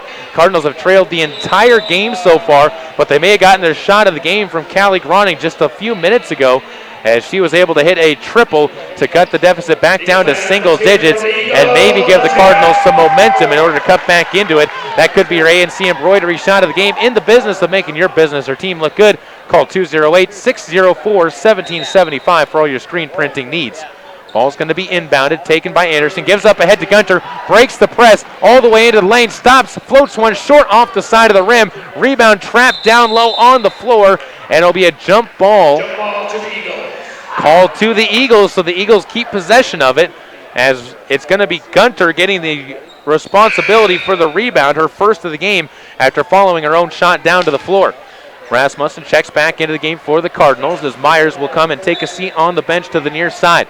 Ball to be inbounded by Vorwaller, comes near side. Gunter rises for 3, short off the side. Rebound popped up into the air. Bats had it on her face for a moment, but Rasmussen tracks it down for the Cardinals, gives it up ahead to Yamauchi. She fires it near side. Groning holds it, double teamed. Now goes back to a single team, tries to step in, pass the near side. It's going to be McCullough for 3. She airballs it short. Rebound tipped around. Rasmussen, fadeaway deuce, gets it to go after the offensive board by Groning. Groning, nice little assist to find her there. And an inbounds pass is turned over by Marsh Valley and the Eagles. And with 1:48 to go, the Cardinals have crept to within 7. 45-38, Marsh Valley with their 25th turnover of the game. Cardinals need to take advantage of every attempt they can have. Far side, Groning for 3, too strong off the back of the rim. Rebounds pulled down by Vorwaller under the hoop, and that could save the Marsh Valley Eagles a bit of time. Vorwaller with the double-double now. Over to the right side. Picks up her dribble and gives off to Gunter. She steps in and is going to be fouled on her way to the hoop. It'll either be Callie Groning or McCullough, and it's going to be Groning who picks up her second foul. So it'll be Gunter stepping to the line. McKenzie yet to take a free throw. 1-1 attempts here. First free throw up, no good. Rebound pulled down by Groning as she gets her 4th of the game. Comes up the court to McCullough. McCullough back outside, Groning for another triple. That skips off the rim. Rebound pulled down by Batts with good position under the hoop as she gets her 11th rebound of the game and gives her a double-double. Over to the right side to Gunter, into the lane, pass underneath to a jump shot taken by Anderson. Can't hit it, rebound trickles out to McCullough, who's going to be fouled, bringing it up, and that's the 16th foul on the Eagles, so one more inbounds for the Cardinals on the far sideline, down by 7, 45-38. Cardinals need some luck and need some favorable bounces to go their way to come back into this one, but still time to do it. You have to have some urgency, though, if you're Soda Springs. Yamauchi with the ball. The freshman goes to her left. Pass this one off. It'll be taken there by Smith. 3-ball high off the sky and off of the head of, it looked like Vorwaller, and out of bounds to the Cardinals. Bounced high into the air, and again, it looked like it went off one of the heads of the players rebounding between Groning and Vorwaller, and Vorwaller's got the height advantage. So you would assume it's off of her. 45-38 still. Cardinals down by 7. 53.7 to go on the Gate City Real Estate scoreboard. Near side, Smith back to Groning in the corner for 2. Can't get it to go. Rebound's going to be off the side of the hoop and pulled in by Vorwaller once again as Page gets her 11th rebound. Now gives up ahead to Gunter, who pulls it back out. She'll drive around to her left, cuts into the lane, loses the ball, poked away from behind. Callie, I believe, is going to pick this one up as well. And that is who they're going to whistle it on. It'll be more 1-and-1 free throws for Gunter stepping to the stripe. 0 for 1 on her last trip to the line. And with 37.2 seconds left to go, the free throw up and good on the front end here. Give her 5 points in the game now. Marsh Valley's had all but one player score so far. 2 players score, and 1 player hit the scorebooks in this game so far. That'd be Anna Gray and Ashlyn Marshall, who have not really played in this contest either. Free throw up, and this one good as well from Gunter. Make her 2 for 3, and it'll be brought back up by Yamauchi. She'll put up a 3-ball in motion, top of the key, skips off the rim, rebounded by Smith on the far side. She'll pick up her dribble, goes underneath to Rasmussen, who just saves it from going out of bounds, throws it away into the lane, picked up by Yamauchi, and a foul's going to be called as Soda Springs will get a chance now to take free throws with Yamauchi at the line. That's the second foul that goes on Kenzie Gunter. This game all but over as Yamauchi has 1-and-1 free throws coming up here. She's 2 for 2 at the line tonight with 4 total points in the game. Rasmussen will check out of the game. Into the game for her, Taylor Myers and Alexa White as well as Yamauchi puts up this free throw. That one is good, so give her 1 more. 5 points now for the Soda Springs point guard. And 1 more coming up. Reagan toes it with the right foot. Right-handed free throw shooter. Crouches low and puts this one up as well. That one finds its way down. 6 points now for Yamauchi in the game, and the lead up to 7 for the Eagles. Ball passed in. It'll be taken on the right side by Gunter in the backcourt, trying to get through a double team. As the Cardinals doing a good job and almost force a turnover. It'll be ticked up by Nichols, though. Pill pass near side. Vorwaller goes into the lane, picked off by Taylor Myers. 10 seconds to go. The Cardinals will bring it back up the court. Running their way up. It'll be a pass near side, out of bounds, thrown back in bounds, turned over by the Cardinals. Nichols will hold it for the final second, and Soda Springs falls to Marsh Valley and the Eagles by a final score of 47-40. A tough fight for the Cardinals, but the Eagles a bit too much for them tonight, as we will be back here on the next week, starting off on next Wednesday when we have more Soda Springs Lady Cardinal basketball. We'll have our post-game show coming up for you on the other side of this break on KBRV 800 The Bear and online at mylocalradio.com. There's an organization in southeast Idaho whose wildlife conservation efforts have been commended by the Rocky Mountain Elk Foundation, the Idaho Fish and Wildlife Foundation, and the North American Moose Foundation. Who is this organization? It's Monsanto. While Monsanto is honored by the recognition they receive, their ongoing dedication to the environment is its own reward for all of us. Monsanto. Imagine. Hey, America. We need to have a little talk. We've got a lot of food in this country. We've got so much food that we can't eat it all. So how are 17 million kids in America struggling with hunger? That's why the Feeding America nationwide network of food banks gathers surplus food and gets it to hungry kids who need it. Support Feeding America and your local food bank at feedingamerica.org. Brought to you by Feeding America and the Ad Council.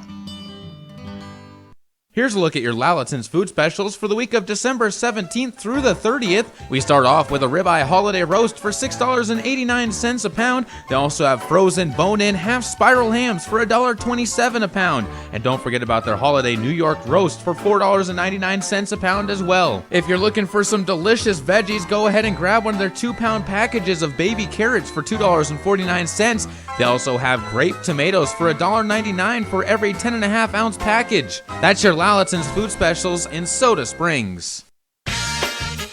This is a test to find out if you know it all when it comes to children. Name one of the leading killers of U.S. children age 1 to 13. What's the best way to protect children in a car crash? At what age and size should a child start using a booster seat? Don't assume you know it all when it comes to car seats for your child. Go to safercar.gov/the-right-seat and know for sure. Brought to you by the National Highway Traffic Safety Administration and the Ad Council. Welcome back here into our post-game show. Caleb Berggraf on KBRV 800 The Bear and online at mylocalradio.com. Just tallying up the final stats of this game as Soda Springs falls to Marsh Valley in the Eagles in a tough matchup.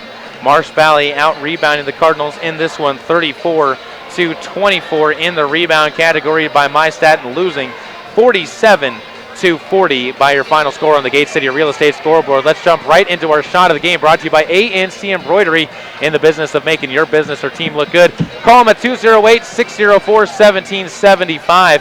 And the shot of the game, I got to give it to Callie Grunning late in the fourth quarter, put up the only three-point bucket in the fourth quarter the Cardinals made, as that cut it down to a 9-point game. Cardinals would continue to cut it down all the way to a 7-point game before falling again 47-40. That's your ANC Embroidery shot of the game here on this broadcast tonight.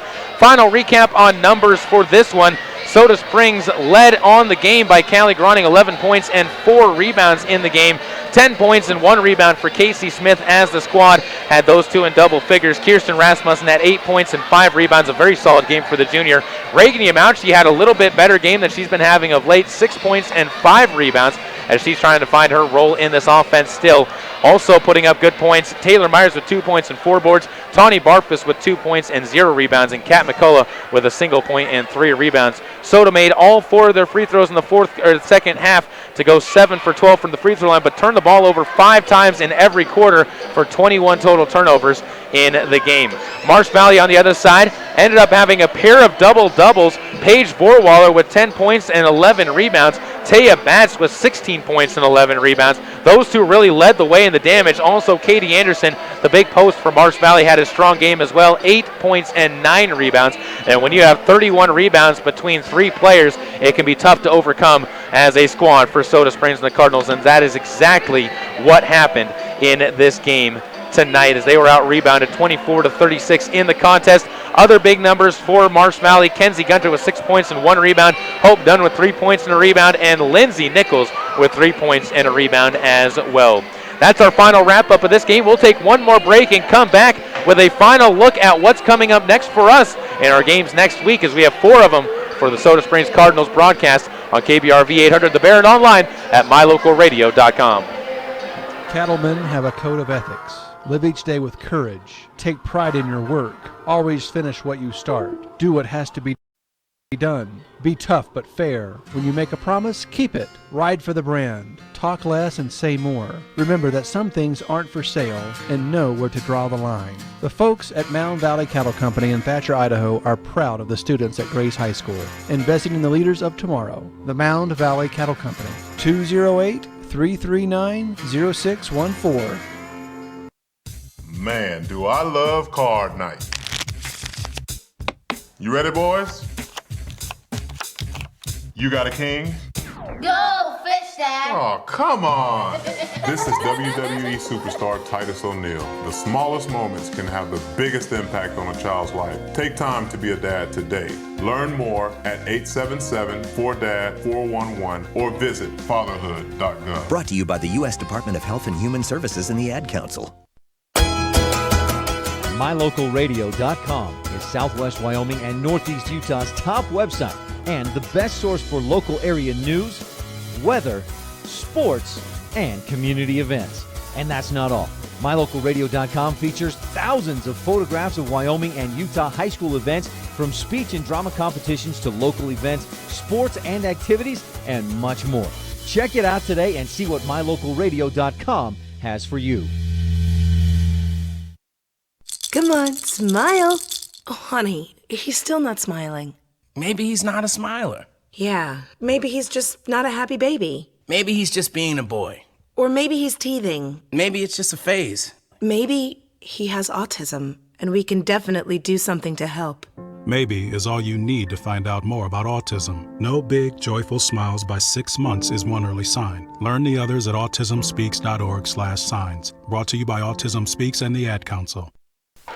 Cardinals fall in their opening game of the 2016 year as they cannot take down Marsh Valley and the Eagles 47-40, your final score in this one. Cardinals fought hard and were never really out of it, but never really in it at the same note, as they cannot come away with a victory in this one. Soda Springs moves to 8-4 on the season, as I said. And with this, we take a look at what's coming up for Soda Springs and the Cardinals, as they are going to be facing the girls team. Will be back on the court on Wednesday the 6th. They'll be taking on Bear Lake. They'll be on air at 6:40 with that one, and our pregame show and a 7 o'clock opening tip. On the 7th, the Soda Springs boys basketball team will be going to hosting American Falls. That's also a 6:40 opening pregame and a 7 o'clock tip for the boys. Then Soda Springs girls basketball heads down to the West Side Pirates as they'll take on the Pirates in their third game of District 5 play. That matchup will start, I believe, at 7:10 with a 7:30 opening tip for the Cardinals there. And wrapping up the week on Saturday, Soda Springs girls basketball will be home against Snake River, as they will be looking to play host to Snake River for the first time all year long after they lost to Snake River in overtime on the road. That game will be a 7:40 opening tip, or a 7 o'clock opening tip with a 6:40 opening on the pregame show. That wraps up our postgame coverage. I want to thank you for listening into the Cardinal postgame show. The proceeding has been a sports production and sports broadcast of Old West Media Incorporated and Cook Brothers Broadcasting. No portion of this production can be used or rebroadcast without express written consent of Old West Media Incorporated. Tonight's executive producer is Val Cook. I'd also like to thank our sales team, as well as our office manager, Kim Miller, and general manager, Warren Cook. Thanks to all of our sponsors and to you for tuning in. Once again, the final score of tonight's game, 47-40. The Soda Springs Cardinals fall to Marsh Valley and the Eagles. For tonight's videographer from the Soda Springs girls basketball team, Darby Seipert, thank you once again. I'm Caleb Burgraff. Until next time, let's go Cardinals. Let's go Caribou County.